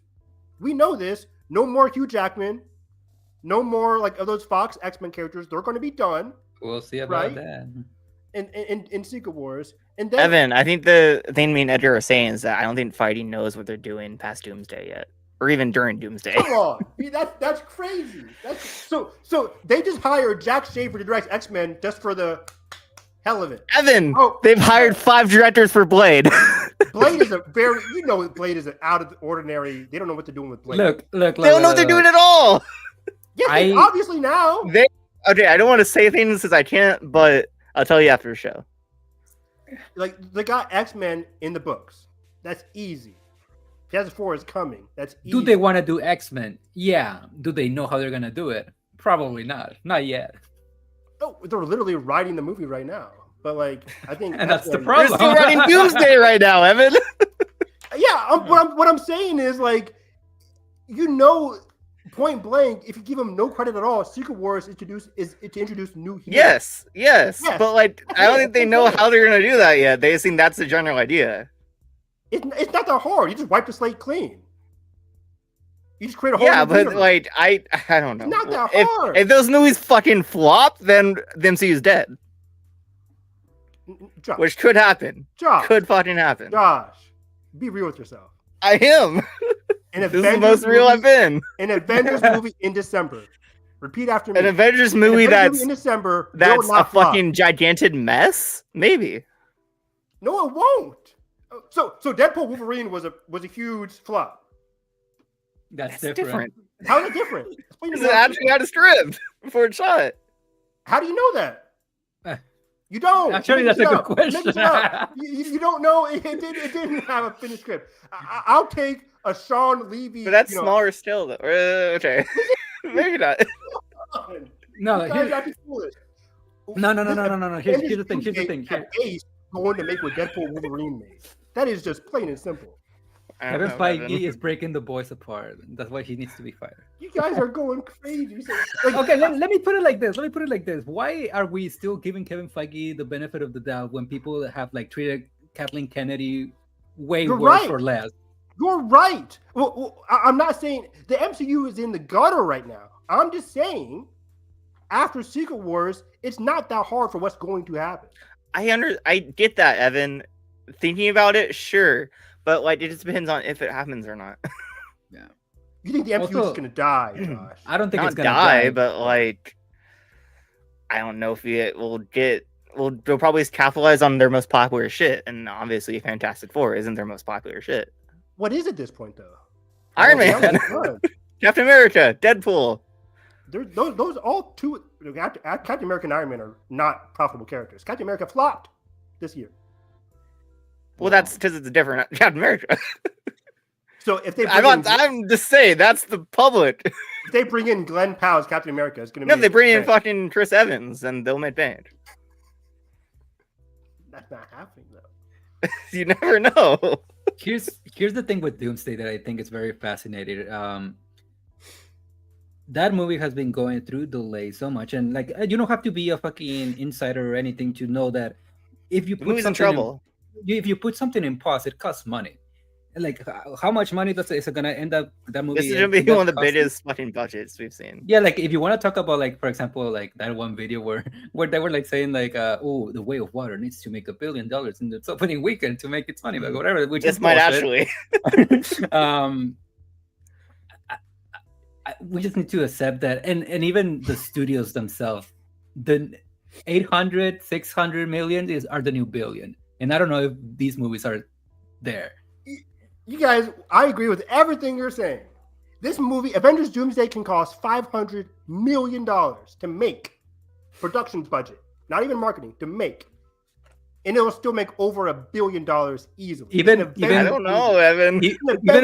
Even without China. movie. China's going to be... China is not fucking with Fantastic Four or Superman. That's a given. But how much did China make for Deadpool and Wolverine? A lot. They're going to eat up Avengers easily. We'll They see. just didn't like these characters. Whether it's Superman, Fantastic Four, Thunderbolts, they're just not fucking with that. And they're making up the Avengers. Sure, most of them, but in Avengers, you have a ton of other characters that were highly successful in China. Did Shang-Chi flop in China? I don't think so. I don't Did know. Pass- Is Shang-Chi in Doomsday? I don't think so. He is. He's in the chair. Do people even remember Shang-Chi? Yes. Yes. They do. We'll see. I just think Doomsday, they're banting on these characters that aren't established and Robert Downey Jr. And I think that's not And smart. nostalgia. You're right. You're right. Nostalgia sells. It's gonna be right. You guys. Secret Wars, yes. Doomsday, I don't It's the know. same movie. Is it? Yes. Secret Wars will have Spider-Man in it. Cool. This one won't, and Spider-Man sells. Spider-Man, I'm sure as fuck sells more than Fantastic Four. Sure. Or even X-Men. Sure. X-Men sells more than Fantastic Four. Sure. Yeah. Yeah, You guys are and gonna Spider-Man's be not in Doomsday. surprised. Even You if guys are gonna be Spider-Man aren't shocked. in Doomsday, probably. Maybe not. You know, they're filming Doom. They're filming. You never know. The script could change tomorrow. I'm telling you guys are going to be. Oh wow, it's making $2 billion. I didn't see that coming. It's an Avengers movie. It's not going to flop. All right, let's make a bet right now, Evan. Hell yeah! How much do you want to go? How high do you want to go? I'm not even gonna go. I think it will probably cross $1 billion, but I don't think that will mean anything compared to its budget because pretty sure it's gonna be really fucking high. Okay. 1.5 base. 1.5. Yeah. $20. 20. No. $20 easily. Okay. You should. As of this, $20. Avengers Right. over 1.5 without breaking a sweat. We'll see. Without breaking a sweat. We'll see. Look what Kevin Feige did to us. I know. Fuck you, Kevin Feige.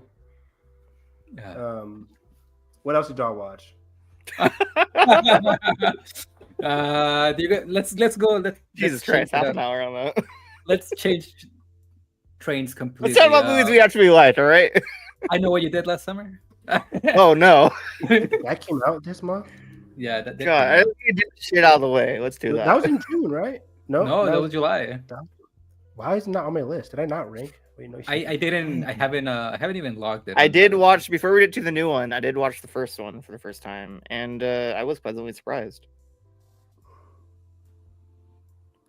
I think it's a stupid movie, but it's pure 90s cheese, and I think it looks fucking unbelievable. This camera work's great, direction's great. The colors are really popping. And it's a fun 90s slasher. Some good set pieces. Have you guys seen the original? I saw the original back in June. I think I talked about it last stream. But yeah, I liked it. Fun slasher. The main cast has some solid chemistry.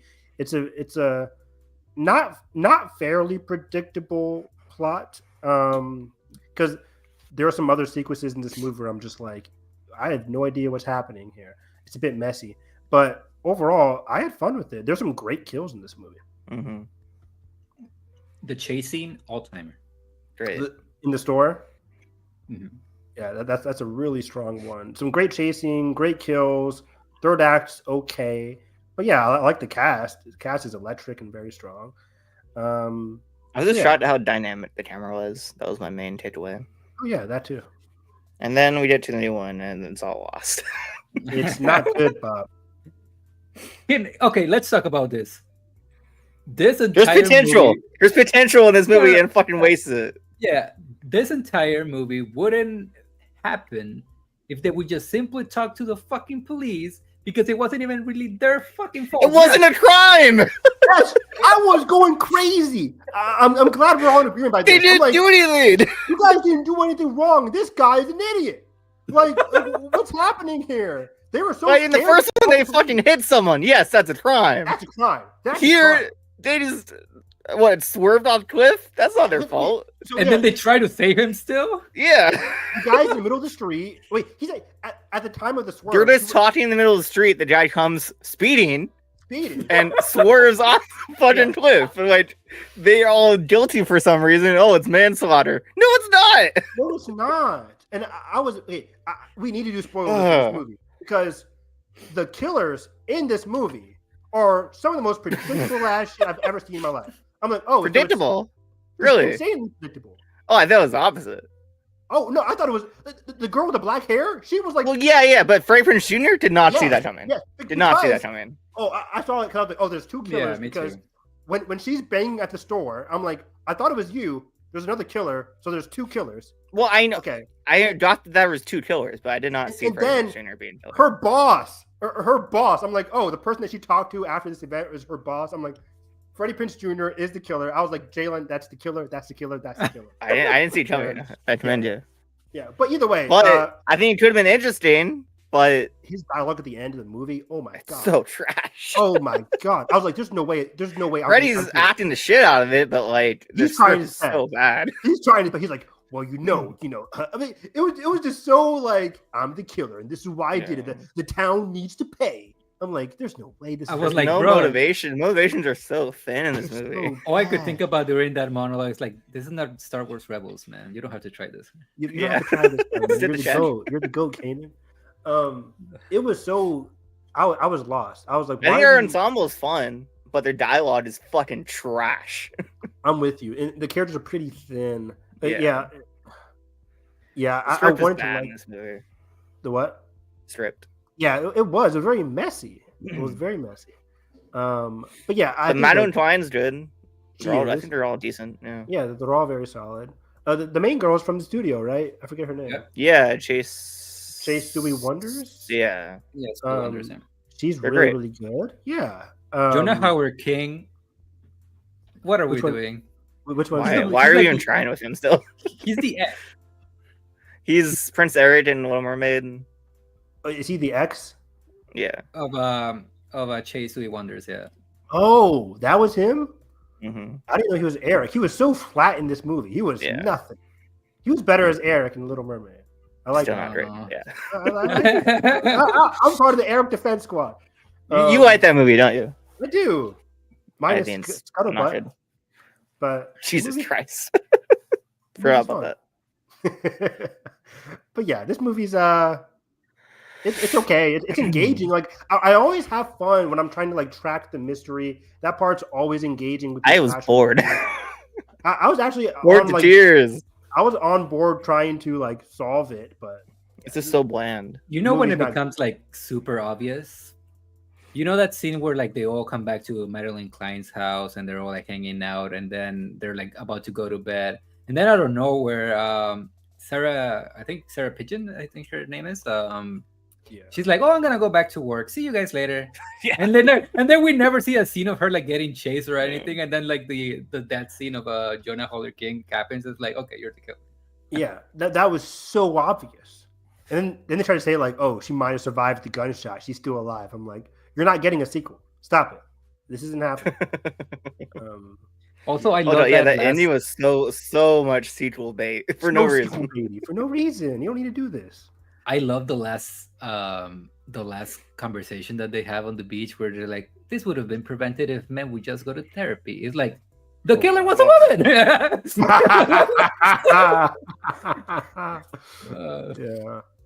movie was this way written by the algorithm. It wasn't, but there was a reference to our queen, Nicole Kidman, AMC ad. So yeah, you're right. Yeah, that was fun. That was cool. That scene with Sarah Michelle Gellar. What are we doing? She was wasted in the dream sequence. Yeah, she's good in the scene, but Sarah Michelle Gellar. I was talking about Jennifer, the other one. Yeah, her too. Yeah. All of them are there for just chat. She was there for no reason whatsoever. She should have been the other killer. They're just doing Scream 2022 all over again. Yeah. If they actually wanted to commit to the bit of having the old cast be the killers, like, and be like be commentary on like actual, I guess, generational trauma, because that's what we always do. I think it would have been something different, but whatever. Yeah. Bad movie. But hey, I appreciate the Maria's needle drop. Yes, that too. There you go. Evan, you need to listen to the Marias. Sure. It's not his thing. I doubt it's his thing, Evan. Or Ender. Wow. It's not Linkin Park. Fuck you. Not wrong. Did anybody else watch The Old Guard 2? No. That's talk about it. I don't want to talk about it. It's not good. This movie sucks. I had fun with the old guard back in like what 2020 at this point with Charlize Theron in the cast. These guys are basically immortal beings who secretly save the world. That's kind of it. The first one's solid action, solid story. You got to know the main gang.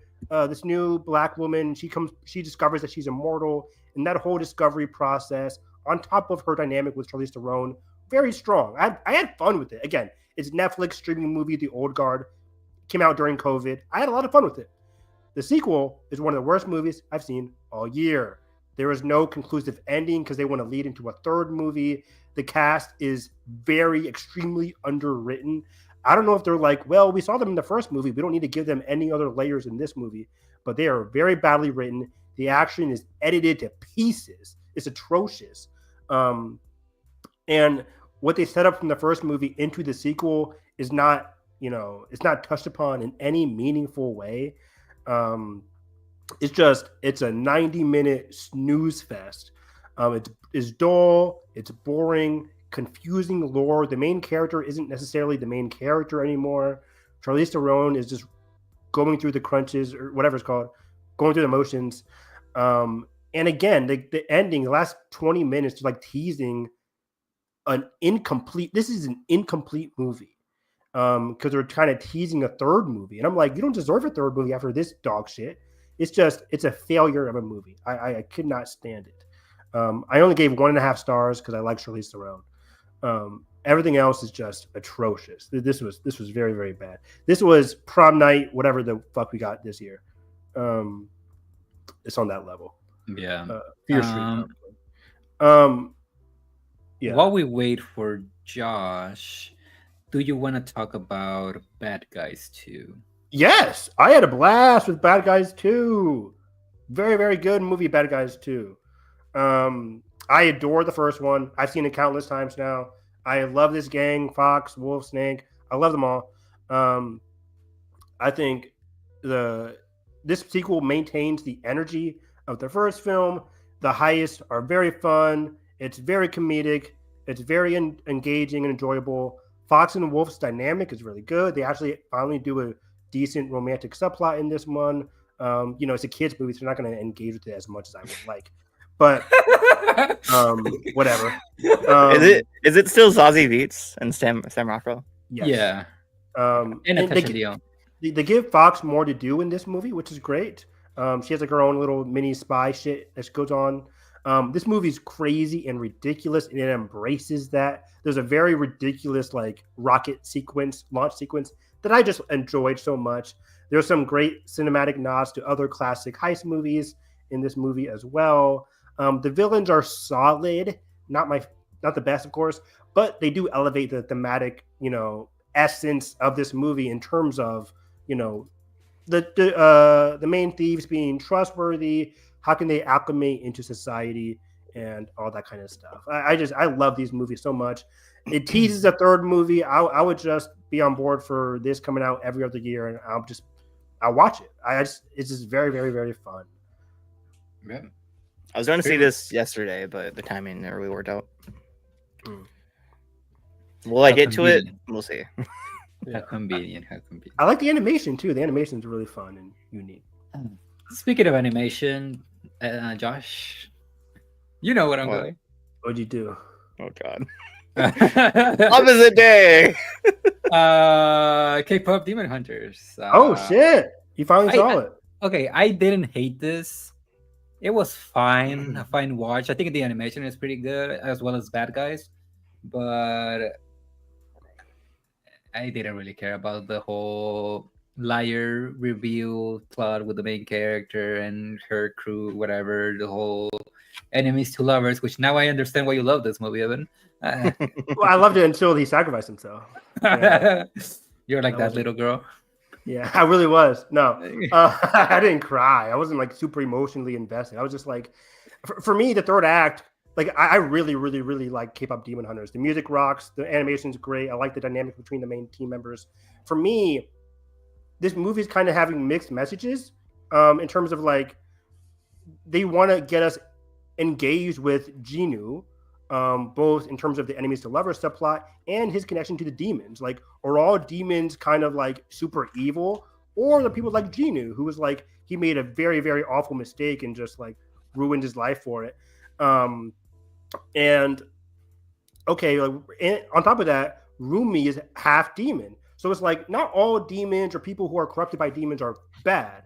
But then the end of the movie kind of like switches up and is just like, oh wait, no, Genu has to sacrifice himself because he made a bad mistake. And on The top word of that, is convenient.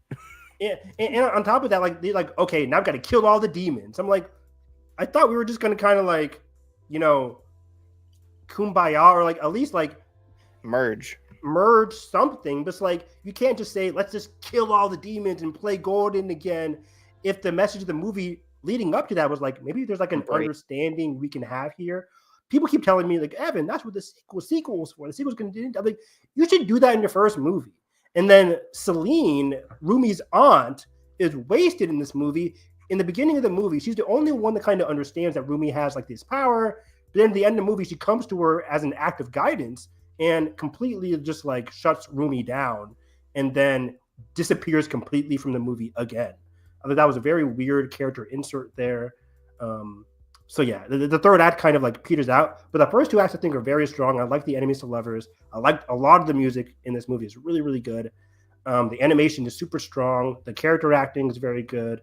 The animation is very strong. So yeah, I like it a lot. But the third act kind of just disappoints me more so. Yeah. Josh. That's all right. I think it's well made. I think the animation is gorgeous. Watching this on the OLED was a real treat. The colors are really popping. The designs are cool. I feel like he's John. Yeah, designs are good. Fun ideas that I think it just fucking fails on. Okay, this one's just aggressively not for me. I'll say that. I think it's a studio trying to chase TikTok trends desperately. The music's pretty generic. That's it. That's all I'll say. I don't really have much to say about this. I did not like it. It's not the Marias, I'll tell you that. Yeah. This Golden's movie has fine, but yeah, the rest of the music is not good. I mean, I'm not really into K-pop music, so maybe that's it. But even just like if you get down to the production of the music, it's very generic. Yeah. Yeah, this movie is not for me. Yeah, I don't love this movie. Again, like I thought it was fine. It was whatever, but it was better than I thought it would be. Because before it blew up, and I just started seeing it on the home page of Netflix. The first thing that came to mind, I was like, AI. This feels like something that you would write AI. into the title, the title, not the movie. K-pop like, Demon Hunters is an unoriginal title. It feels like something you put into a fucking algorithm. It's like, spill me a movie. How? It's like the title. K-pop Demon Hunters. That's what they are. It's like a fucking 40-year-old executive typing something like, what's popular on TikTok right now? I guess, K-pop. Buffy. K-pop. All right, here we go. Demons, Buffy I guess. 20 years ago. I mean, it's a lot of younger people like that movie, that show now too. But again, I'm giving it credit. It's better than the title. Put it on the Blu-ray. But yeah, fine. Sorry, I missed that, Josh. So you didn't vibe with the story? I'll say it again. It's not for me. And it just reeks of a studio trying to chase TikTok trends desperately. Oh, I completely disagree there. I think you should follow Maggie Kim, the director of this movie. I think she took a lot of inspiration from a lot of K-pop history and K-pop, not lore, but just K-pop history and their like dynamic within. I mean, that's on my fault because I don't really know that much about that culture. All I know is from TikTok, and that's all that's in this movie. I see. Yeah, I think it's not really TikTok guided. I think it's not even studio guided. 'Cause I don't think Netflix or people at Netflix can even Sony create Sony. Can create anything kind of like this. Like this is kind of like it's a very. I'm not saying like the way it's made really well. I'm just saying the script. Yeah, exactly. Very generic, and it's like, let's just put a bunch of K-pop isms because people like that. We'll just throw that into a movie about demons. Okay, that's what I'd offer it. That's what I'd offer it. Yeah, you're wrong, but it's okay. All right, all right. We have 4 big releases, I guess. I don't know what you guys want to do next. We have Eddington, Together. I feel like we'd save Eddington for then. That's the Naked Gun and Oh Hi, a very weird movie. We can talk about Oh Hi. That movie is not good. Strange movie. I think I like it better than the two of you, but it's still a very I guess this is a movie. It is original. I'll give it that. It's decent. I gave it 3 stars. I saw it last night. The first act is solid. 2 of those stars are for Molly Gordon. Yeah, it's like 2 stars for Molly Gordon, 1 star for like it's decently creative. The concept, creative, yeah. But after the first act, I was falling asleep. Like this movie is not engaging in the slightest. After like the whole, I think the actors are having fun, so that's engaging for me. Like I was never bored during this. I was bored. I just don't really understand why this movie was made. The message is all over the place. I don't even know what it was trying to say. Yeah. I mean, it was just it's very like complicated relationships and people go crazy. It's like okay. Yeah. This is a very interesting movie to have a double feature with Together because I feel like both of them are about codependency and relationships and all of that stuff. I think Together does it way better. Yeah, way better. I feel like part of the issue with this movie, and again, I liked it, but I was never bored during this movie. But part of the issue is it very clearly wants to take like a horror turn, but it never actually fully commits to it. Mm-hmm. I don't know if it's because they don't really want to like portray like Molly Gordon as the crazy lady that, because women are this or that or whatever. And, I understand it. But we've also seen it done really well, something like in Gone Girl or I was just about to say that Gone Girl. I thought that's where this movie was going, where it's just like, something dark about to happen here. But the movie just the second act, it doesn't want to commit. Yeah, nothing happens. Like it falls flat, and then she's like, "I'm just gonna keep you here, and then we're gonna go." Then it's this fun hangout movie for a bit. Yeah, it becomes like an SNL sketch for like yeah, exactly. Some witchy shit in here. Okay, I'm like, okay, whatever. And then the end of the movie happened. It's just like, okay, that was a crazy weekend, right? It's like, we still love each other, right? right. It's like, no, you're crazy. Yeah. I think I did not know Geraldine Viswanathan was Australian. That was interesting. Yeah, she's good in this. Logan Lerman was okay. I don't know what you guys thought, but he was all right. Okay. I think both of them are fantastic in the first act, and then it just kind of becomes like, okay, I guess we're doing this. I was like, which is again, I'm watching this, and I'm like sitting in my seat. There was this is like the last day my theater was showing it yesterday. I had my crowd was like kind of filled with a lot of like young women, and they were laughing constantly throughout this movie. Yeah, and I'm looking to my left, looking to my right, like, is this just me? Like, my other people were. Molly Gordon's funny, but that's it. Like, I just after a while I just stopped laughing. I was like falling asleep a little bit, checking my phone. I'm like, I thought some of the humor hit for me, but I think it was very spotty. They kept doing the same thing. It's like, oh man. I think Molly Gordon's a very entertaining actress, and she's very engaging. I want to watch her do anything. Yeah. Also, it doesn't help that the whole plot of the movie centers around the fact that a man doesn't want to date Molly Gordon. It's like, come on. Wild. And why would you say that when you're tied up, you idiot? Yeah.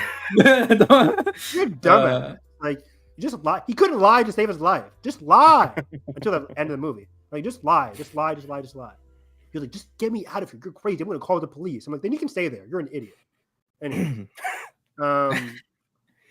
What else you guys got? Oh, Together rocks. Together, yeah. Together rocks. I had a great time with Together. It's a very fun, I don't want to say simple, but I would say simple. I'd say very unoriginal, but yeah. unoriginal. This is yeah. crazy. I think the crux of it is the relationship stuff is unoriginal. Yeah, but like that's what I mean. The horror elements are very. It does it well though. It does it well. I don't think it's the most creative messaging, but it does it well. And even though it hits you across the head with it by the end, but it's still fun watch. For example, I think the codependent relationship, complicated drama of stuff was very overbearing. I think it's just mostly because Alison Brie and Dave Franco are married, so like they have that natural chemistry. For sure, they have great chemistry together. They're amazing in this movie. The horror elements for me just really, really, the horror elements uplift like the so-so relationship stuff. Yeah. Like it elevates relationship stuff more so than it should. Because like the horror element is very unnerving, eerie, ominous, creepy, all the words. Like the whole dog stuff at the beginning of this movie. Holy shit, that's a really great way to start your movie. Yeah, fantastic. Even though like I mentioned this in my review because I reviewed this for Loud and Clear Reviews. I think that opening scene is great, but it's also very interesting because I don't think the movie it sets up a very dark and serious movie, and the movie is not that. It's like a complete opposite. Like it starts off very like, ooh, should I like shine my eyes away from this? Yeah. But then it doesn't tip its toes into the horror as I wanted to. Even the body fusion stuff. After a while, I was like, I kind of want more of that. And the movie didn't give me as much body horror as I wanted it to. Maybe it's because of the budget or I don't know what, but I did like. Yeah, this was a Sundance movie before even Neon picked it up. So maybe that's an indie film.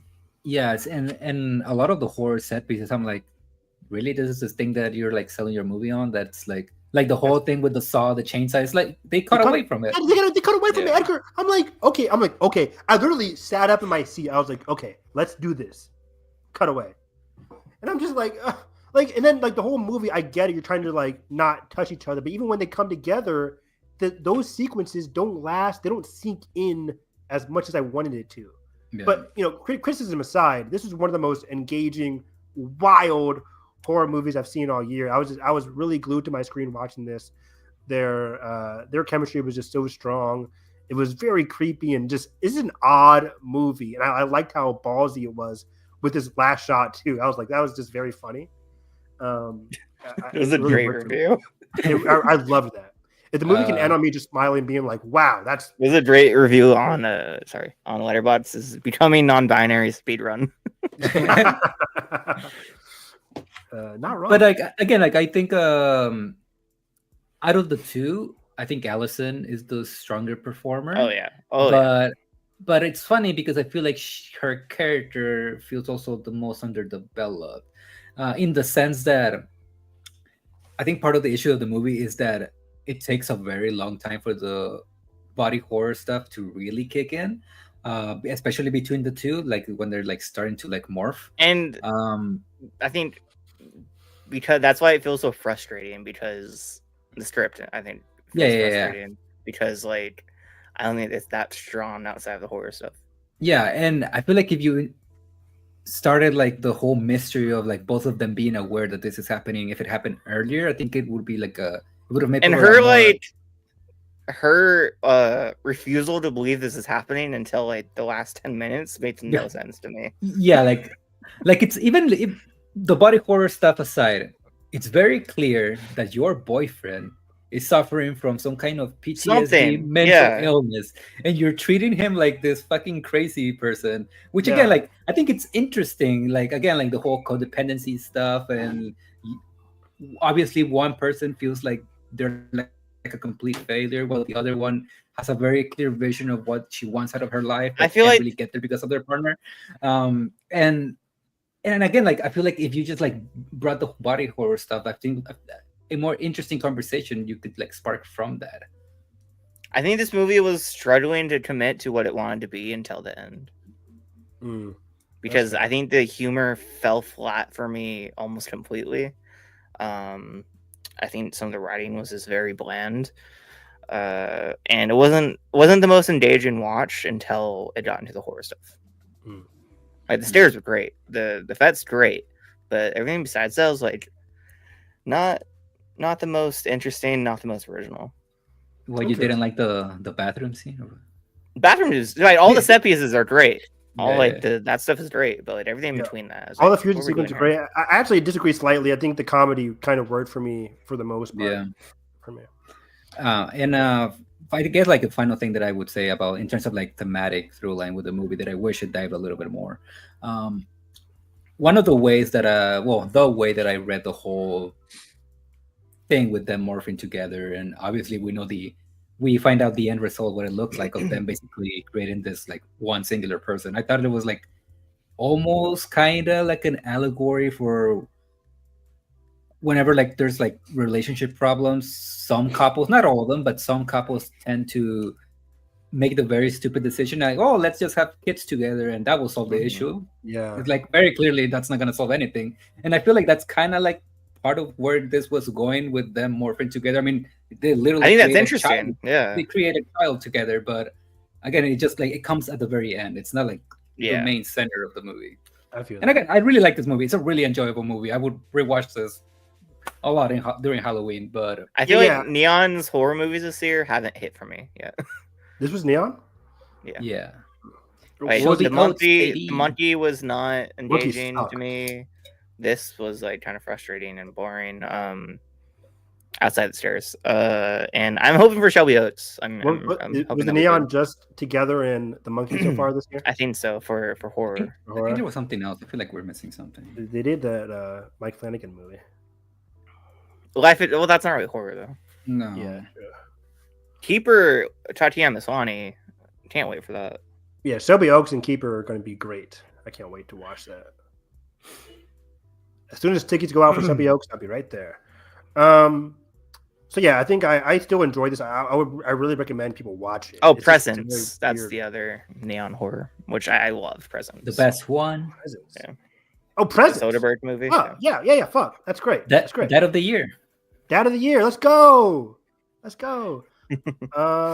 What else do we got? Oh, did I tell you guys? I went to go the week of Bad Guys 2 last Monday. Cinemark did their Mystery Monday screening, and it said PG movie, and I'm like, okay, this Bad Guys, Friday, right? Bad Guys 2 comes out. What else is it going to be? I sat down. It's not Bad Guys 2.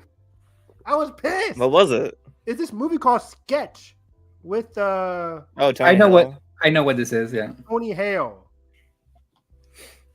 It's not for me. It's No. okay. My brother and I, Jalen, we were just like, it feels very Goosebumps light, where it's like her drawings come to life and terrorize the town, and it's all about like how she's dealing with grief. I just feel like everything in this movie is half baked. It's it's very childish. Maybe that's just not for me, but it's very simple, half baked.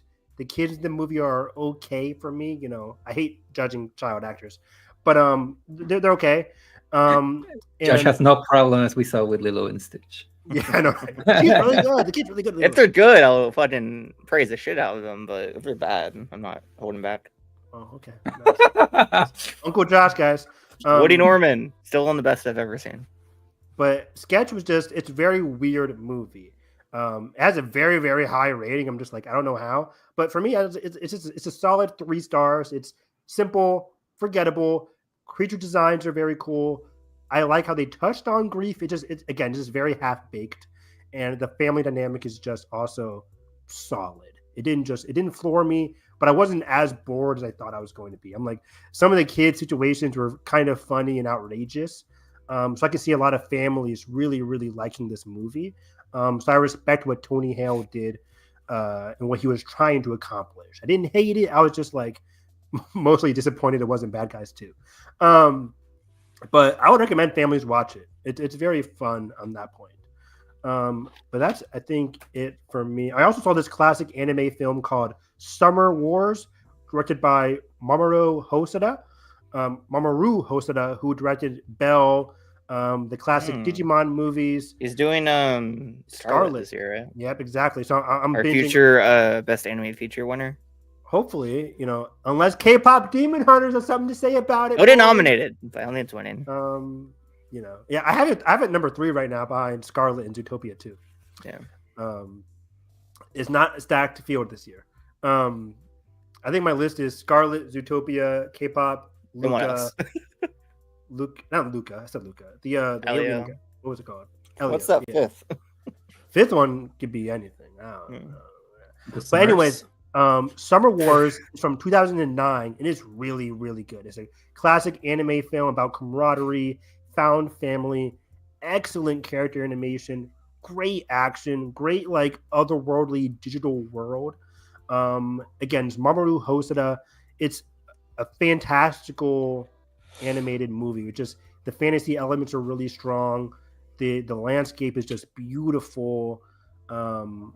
And again, yeah, it's very intense and very fun. Again, the character animation is really strong. It's not on Crunchyroll anymore, but it might be streaming somewhere. Is this G Kids? I don't even think it's G Kids. I forget how it came here. But they've been doing like his movies like once a month. Next month they're doing, or now it's August. August 18th, they're airing The Boy and the Beast, which is Are they doing airing Are they doing Belle? Because I missed that whenever that came out. Belle. I don't think they are, but I think is it on HBO Max? I think. Probably, yeah. Belle movie. Yeah, it is on HBO Max, so I would recommend that. That's a really, really good movie too. So yeah, that's about. I it have for the- some classics I watched for the first time that I want to talk about. Go Go for ahead. it before we get to Naked Gun and Eddington. I picked up a few Criterions during the sale, and I watched them, and I'm going to talk about them. The first one, Crossing Delancey, which is a rom-com from the 80s, I think. 88. Directed by Joan Midland Silver. My first movie from her. Very New York movie. It's a very like one of the better rom-coms I've seen from like this period.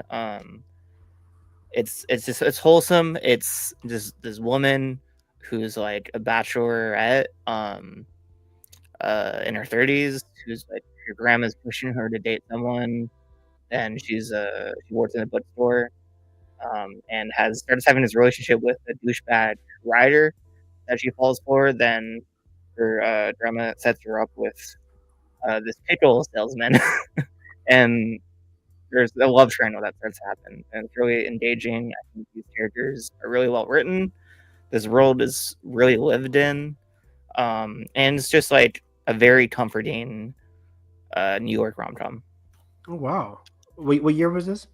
88. 88. Yeah. Then The Player from Robert Altman. I've heard Which great was- things about this. Yeah, I heard great things too. Tim Robbins plays Studio Zet. It's like basically the studio, the Apple show, before its time, but it plays itself a lot more serious and it's a lot more demented. There's cameos galore in this movie. It's very dark. It goes down a really dark path. I thought it was a comedy. Is it dark? No, it's like it's a bit of everything, but it Okay. gets very dark. Without spoiling much, this guy has a meeting with a writer, and that goes very badly, and he has to try to cover up what happens. Interesting. And it's this studio that's trying to like. I don't want to spoil much. I think you should just go into this movie blind. It's very good. I think both of you would really like it. I should The Player. cut out my eyes and go watch this movie. Oh, Go in blind. okay. This This one's been on my list forever. Paris Tetsis from Vin Vendors, director of Perfect Days, which I love. This movie fucking destroyed me. It's about this guy who kind of like has some trauma that happens and forgets everything, and his brother finds him like in this like random like middle of nowhere town, and he has a son that lives with his brother and his sister-in-law, and they have to try and like rebuild this relationship. It's very, very wholesome, very like just very emotional watch. So that's my Criterion watches. Were those all movies you got from the collection this month? They are. Nice. Why don't you tell the audience what you got this sale, Evan? Okay. Yeah, your first Criterion purchases. Fuck you guys. I'm No, I'm being genuine. This is great. Nice. Yeah. Oh, sweet. We're being genuine. This is awesome. We're excited for you. I got let me see if I remember now. Honora, Rashomon, Blowout, Honora, Rashomon, Blowout. I forget the other two. Wait, I'll be right back. Marriage Story? Is that one? I forgot to get Marriage Story. I didn't get it, remember? Oh, How okay. do you forget about Edgar? Edgar, what do you get? Oh, fuck. I don't even remember. Yeah, let Evan finish. Let me go get one. All right. Sorry. So Blowout, boom, Blowout. Oh, that's what I got. Raging Bull, I got. Honora, Queen, Best Actress, one of our best Actress winners. Very happy for her. Rashomon. I've heard so many great things. I need to watch that still. And then Chongqing Express. I've been waiting to watch this for years. So yeah, when I was at Barnes & Noble last month, I was considering the other two movies were Sound of Metal, Anatomy of a Fall, and Guillermo del Toro's. Speaking of Sound of Metal, this isn't mine. I got this for Edgar at a record store. Nice. That's crazy. I guess I'll finish out mine since we're doing all our hauls. So I got those three. I had to pick up some David Lynch classics. Never heard of So, Inland Empire, oh shit, Razorhead, and Blue Velvet. Nice. Then, two movies I haven't seen yet: No Country for Old Men, Classic. Hey. The Wiz. Oh hell yeah! Which I cannot wait to see that. The Wiz rocks. All right. I got Paris, Texas as well. You need to watch it. I love how we're doing our own little Criterion class. I know. I got this movie under the recommendation of Josh, The Night of the Hunter. Yes. Nice. You need to see that. The Umbrellas of Cherbourg, I think that's how you pronounce it. Haven't seen it yet, but excited to get into that.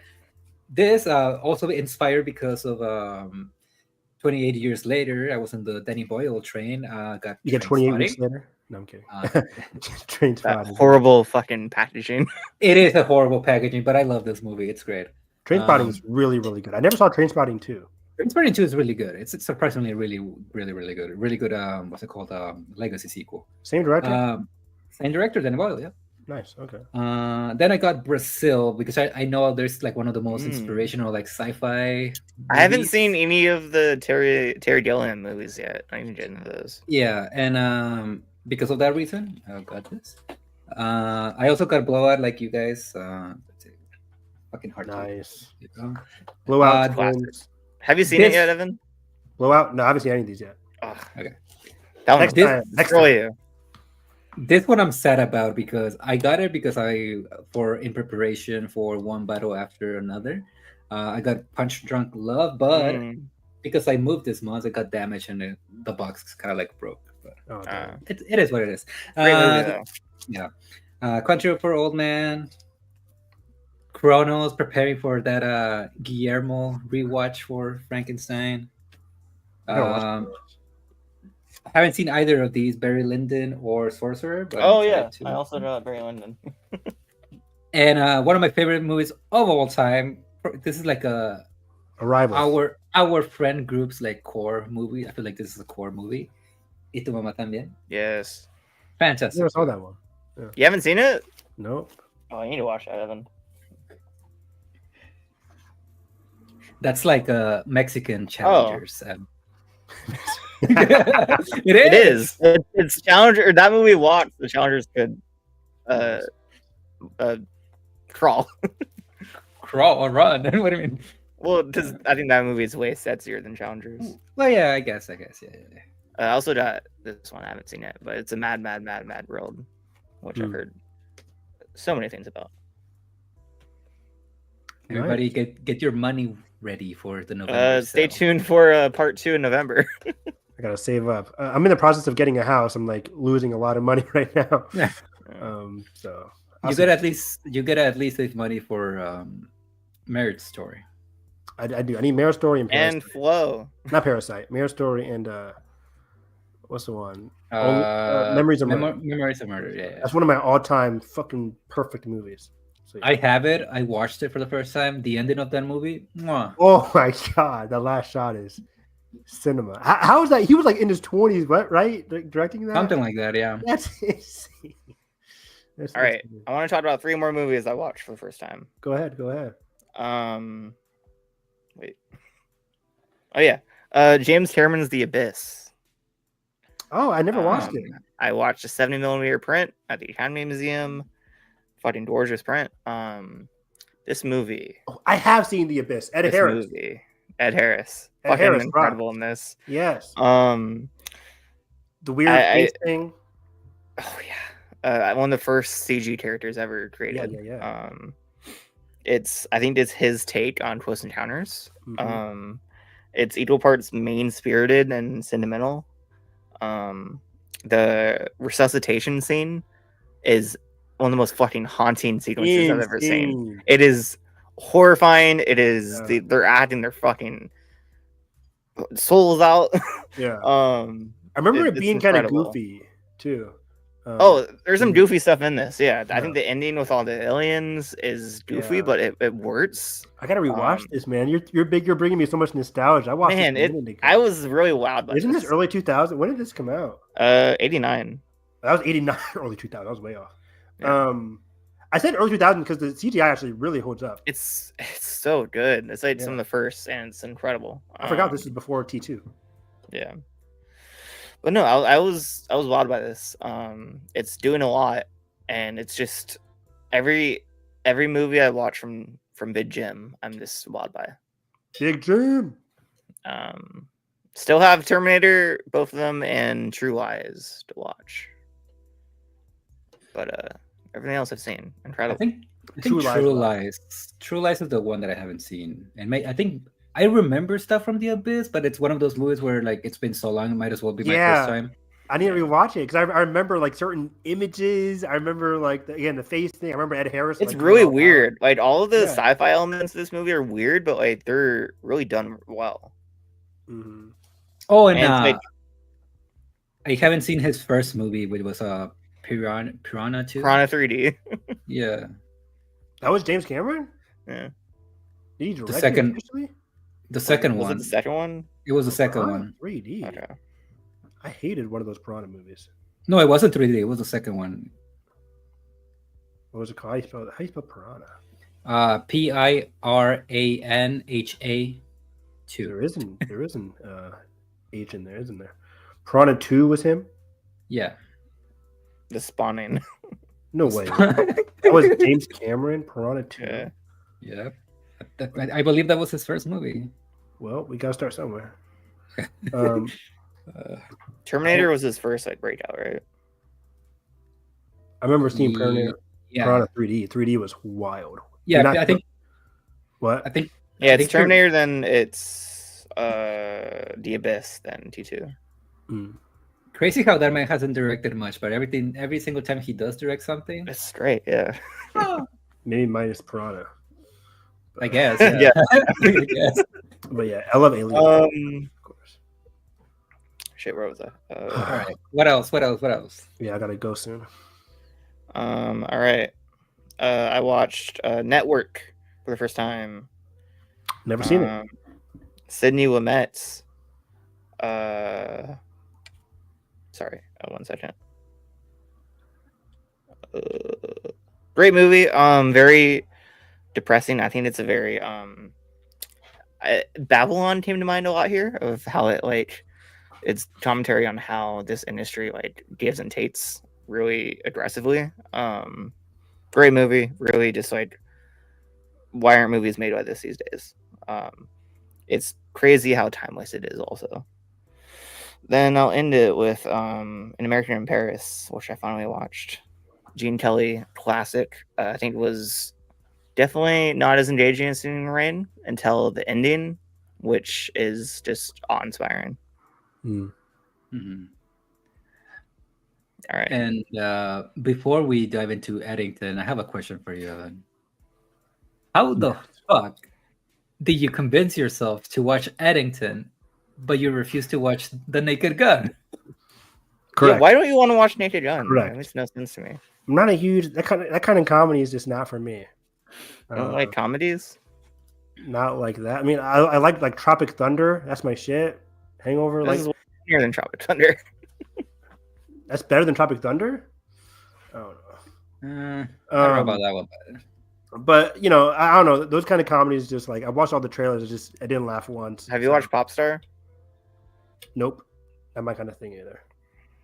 You don't like good comedy? No, I watch a lot of comedy. I just don't watch Popstar and Naked Gun. Yeah, Do you like Lonely Island? not really. Okay, that's fair. Not my jam, Bob. But You don't like Eddington, spoof movies? not necessarily. No, I just don't laugh that easily for spoof movies. I'm just like, Okay. not my thing. I feel like this would be different, but I don't know. Maybe I'll catch it on streaming. What? You really depress me sometimes, Evan. You gotta save comedies, Evan, even if you don't like Gotta it. save my $5 is gonna save comedies. I think Yes. Lisa's doing fine.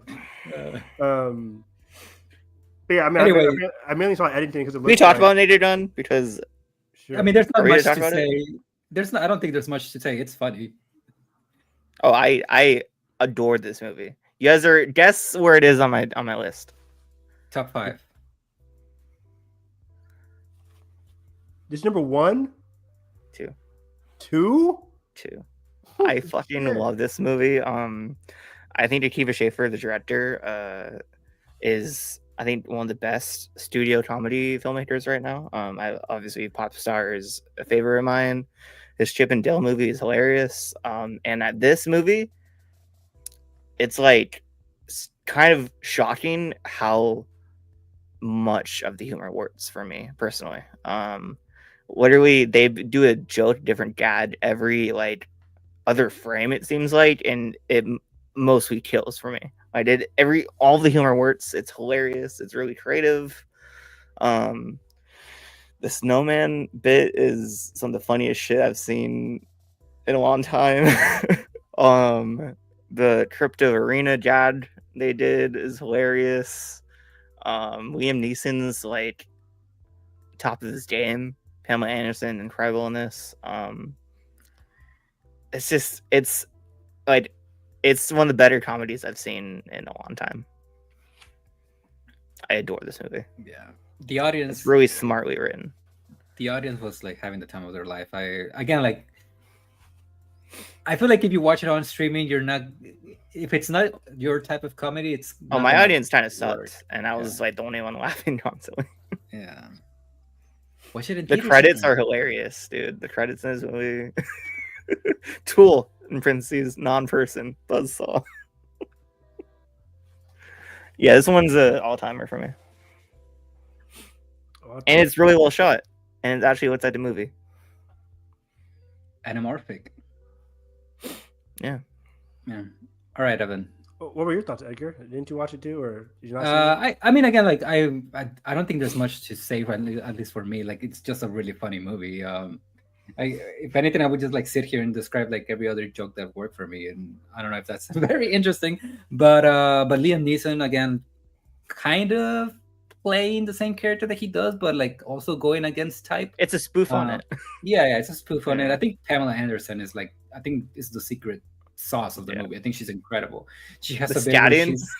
yeah. There's a set piece, I guess, a comedy bit where you think she's gonna go on like this like sexy jazz like singing thing, and it's like the complete So opposite. funny. It's great. Yeah, I love this movie. I think it's really great. It's not my number 2, but it is like on my top 15, top 20 of the year. Yeah, this was like one of those movies where it's like it was made for me, and I love moments when I have that. That's great. That's amazing. Was Eddington made for you, Evan? Nah. I'm very interested No, in what your thoughts on Eddington. I don't have any like big thoughts on Eddington, but I like the movie. It was a rare. I mean, Grant, I always say this. I always get preface. I don't hate Ari Aster. I go in on him because it's a bit now, but I appreciate his movies. I don't love them. I don't want to watch them again, but I appreciate his movies. All right, what's the history? Hated Hereditary, liked Midsummer, didn't watch Both I Afraid, love right? the performances in Hereditary. The story just threw me for a loop. Didn't work for me. The whole Paykin didn't work for me.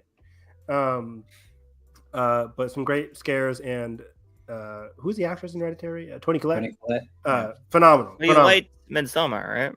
I like Midsommar more than Hereditary. Yes, it's bright daylight horror is very jarring and unexpected. And I like that kind of weird aesthetic that it was going for. But also, again, the story by the end, I'm just like, the characters in it just didn't really work for me. The story in Eddington isn't the best thing in the world. But again, for some reason, I grew more and more engaged. And you didn't watch Bo's Afraid, right? Hell no, I was afraid of Bo's Afraid. That movie's not for you. I agree. Probably not. Maybe I'll watch it after this movie now. I don't know. You're gonna hate that movie. I think this movie is more similar to Bo's Afraid than any of his other movies. Yeah, but it's not as surrealist. And I think Evan, I'm not. This isn't a thing you didn't see. I just don't think surrealism is your thing. Yeah, probably not. But yeah, I liked this movie. The way it kind of dipped its toes into the whole COVID epidemic, I thought was going to be very like in your face and annoying, but it's actually pretty damn funny. With a lot of the character work in this movie, a lot of the characters like being abrasively like One Direction or not. Like a lot of the students in this movie, not students, but like, the white kid his art is fucking gold. Freaking crazy, and even the young girls, like white activism at its like craziest. It's like it's weird as hell, and it's kind of ballsy to have Joaquin Phoenix's character immediately in the movie starts. It's like not caring about COVID, like giving zero fucks about it. I was like, oh, this is like an immediately unlikable character.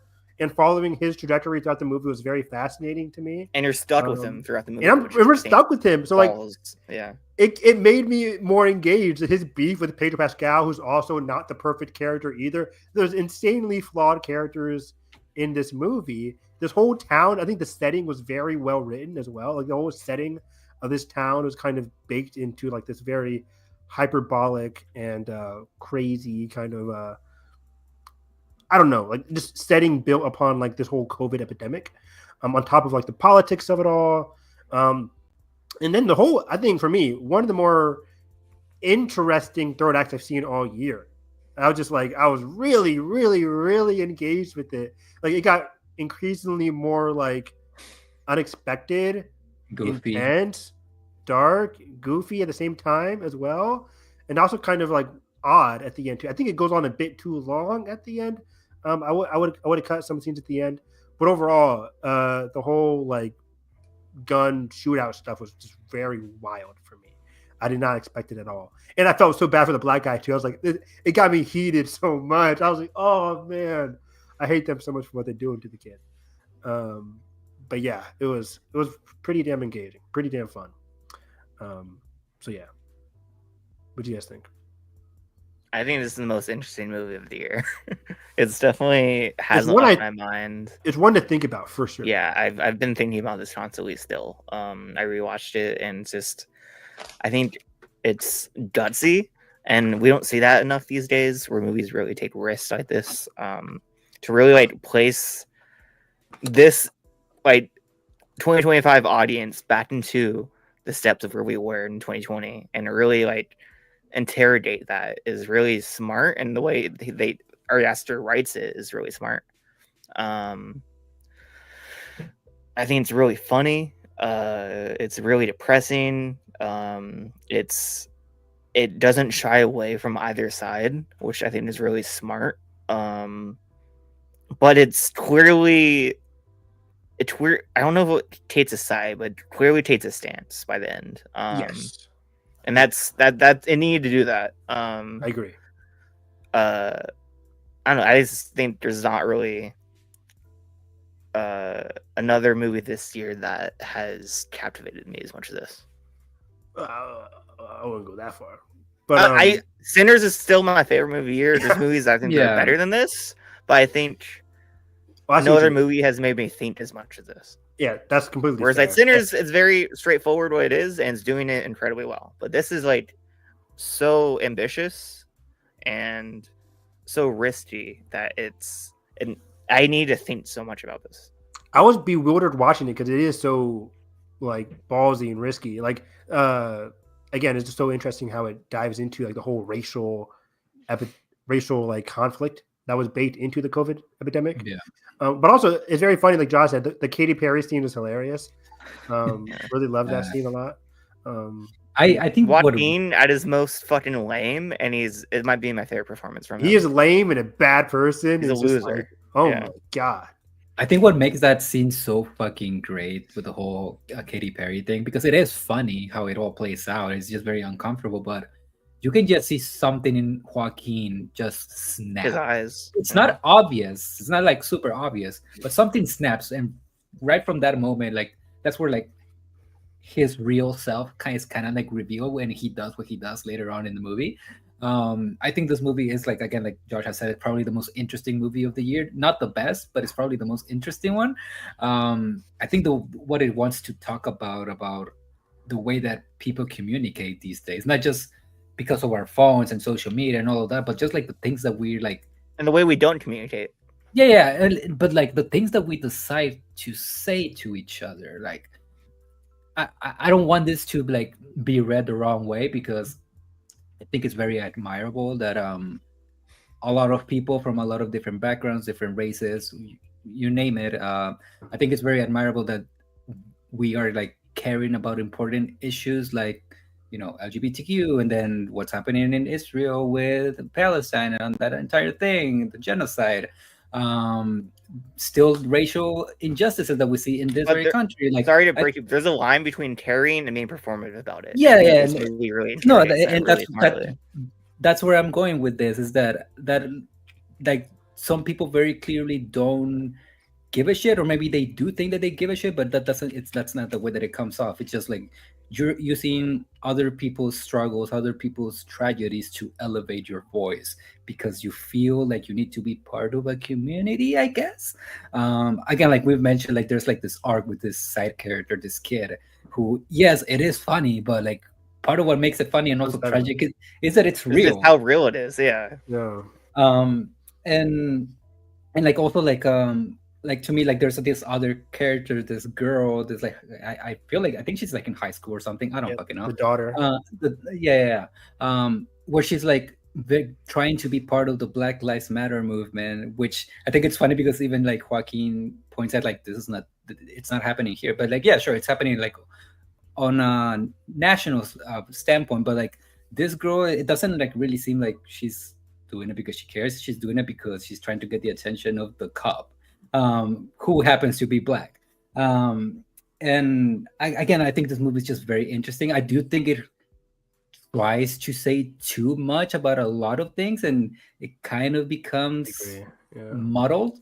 But I respect the hell out of the attempt to not only make fun and like criticize the right, but also the left, and everything in between. For sure. It's audacious too. And again, everything's elevated. I agree with you. I think some of the storytelling is a bit messy towards the middle, but like I like the character journeys and I like the direction. I think direction really elevates how, and that's been a consistent thing that throughout the movies that I've seen from him. His direction is just very interesting and eye-opening. It's very like I like to dub these kind of movies as like fuck you cinema, where like it really like the director is really committed to what he wants to say and doesn't let up at all about that. And you could really tell in their work. And I think this is a very good example of that. Yeah. And I do think that some of the reactions to this movie has been a little bit over exaggerated, calling it dangerous and things like that. It's like, oh my god. You kind of like if you're willing to make fun of the right whenever they're portrayed the way they are in film and in TV, you should be comfortable with them making fun of you. Yeah. But not only that, it's also because this movie isn't making fun of the movement; it's making fun of the people that are behind the movement around it.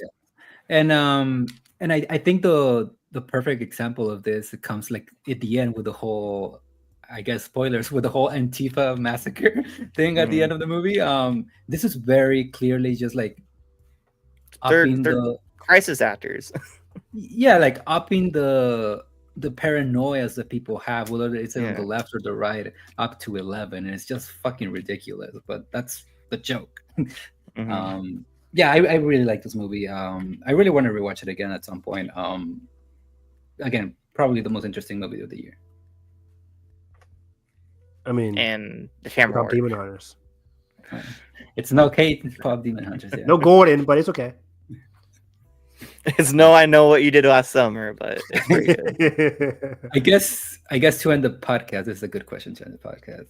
In honor of Eddington, Oh, favorite cinematic work? immediately Jaws, the mayor in Yeah, Jaws, yeah. fantastic. Okay. Yeah. The water's Sheriff, Rahul Tully and Midnight Mass comes to Ooh, mind. right. Fargo. Oh, yeah.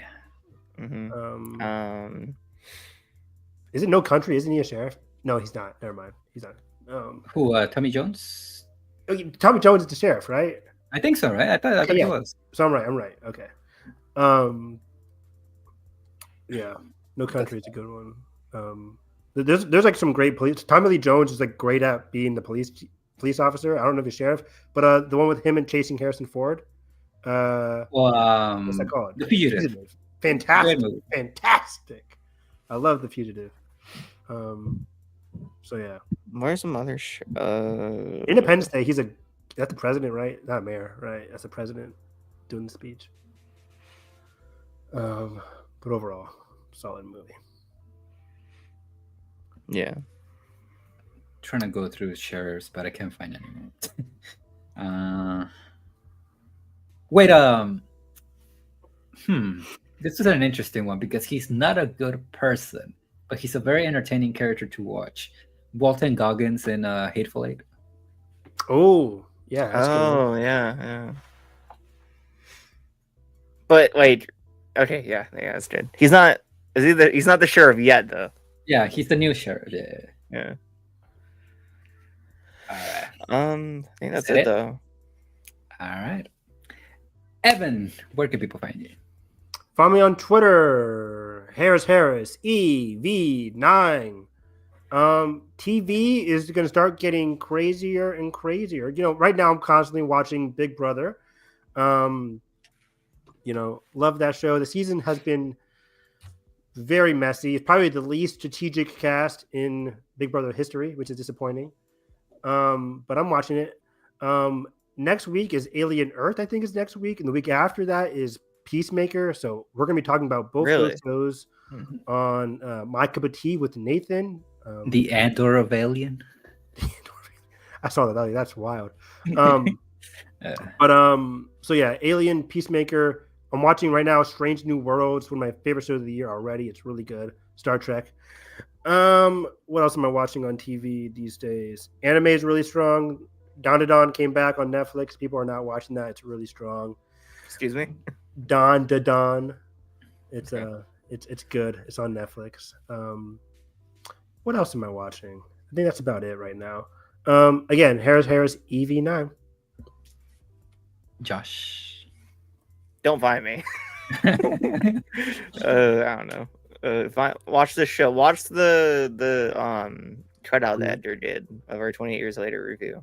Really good conversation. If you want to see Evan lose his shit over 28 weeks later, go for it. I don't support the Naked Gun. I was like, Edgar included me flipping my shit over 28 weeks. Be better than Evan Harris. Don't watch the Naked Gun in theaters. Oh, wow. It's making money. I think it made money last weekend, right? It did its job. Yeah, but it needs your money. It needs I'll see Weapons tomorrow, guys. Weapons tomorrow. Yeah, that's right. Weapons. Are you going We're to have to go all month to talk about Weapons until next? Yeah, whatever. Don't forget Freaky Friday. We're seeing Magnolia right after Weapons tomorrow. Oh wow! I've never seen Magnolia. I should probably watch it.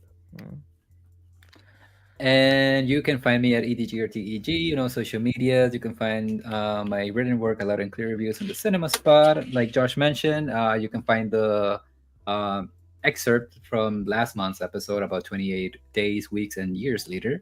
And you can find this podcast on Instagram, Twitter, Threads, I guess, at WFFG Podcast. And we will see you next time. We really need to do a fucking ranking episode at some point. We do. Bring it back. Josh, you need to make an edit. I know. It'll happen soon. All right. What do we want to do next? What are we doing a year? Is 24? 2018? Or We still haven't done 24. 24. We haven't? Fuck. Yeah. 24 was a good year. It was a good year, yeah. All right. See you guys later on the next one.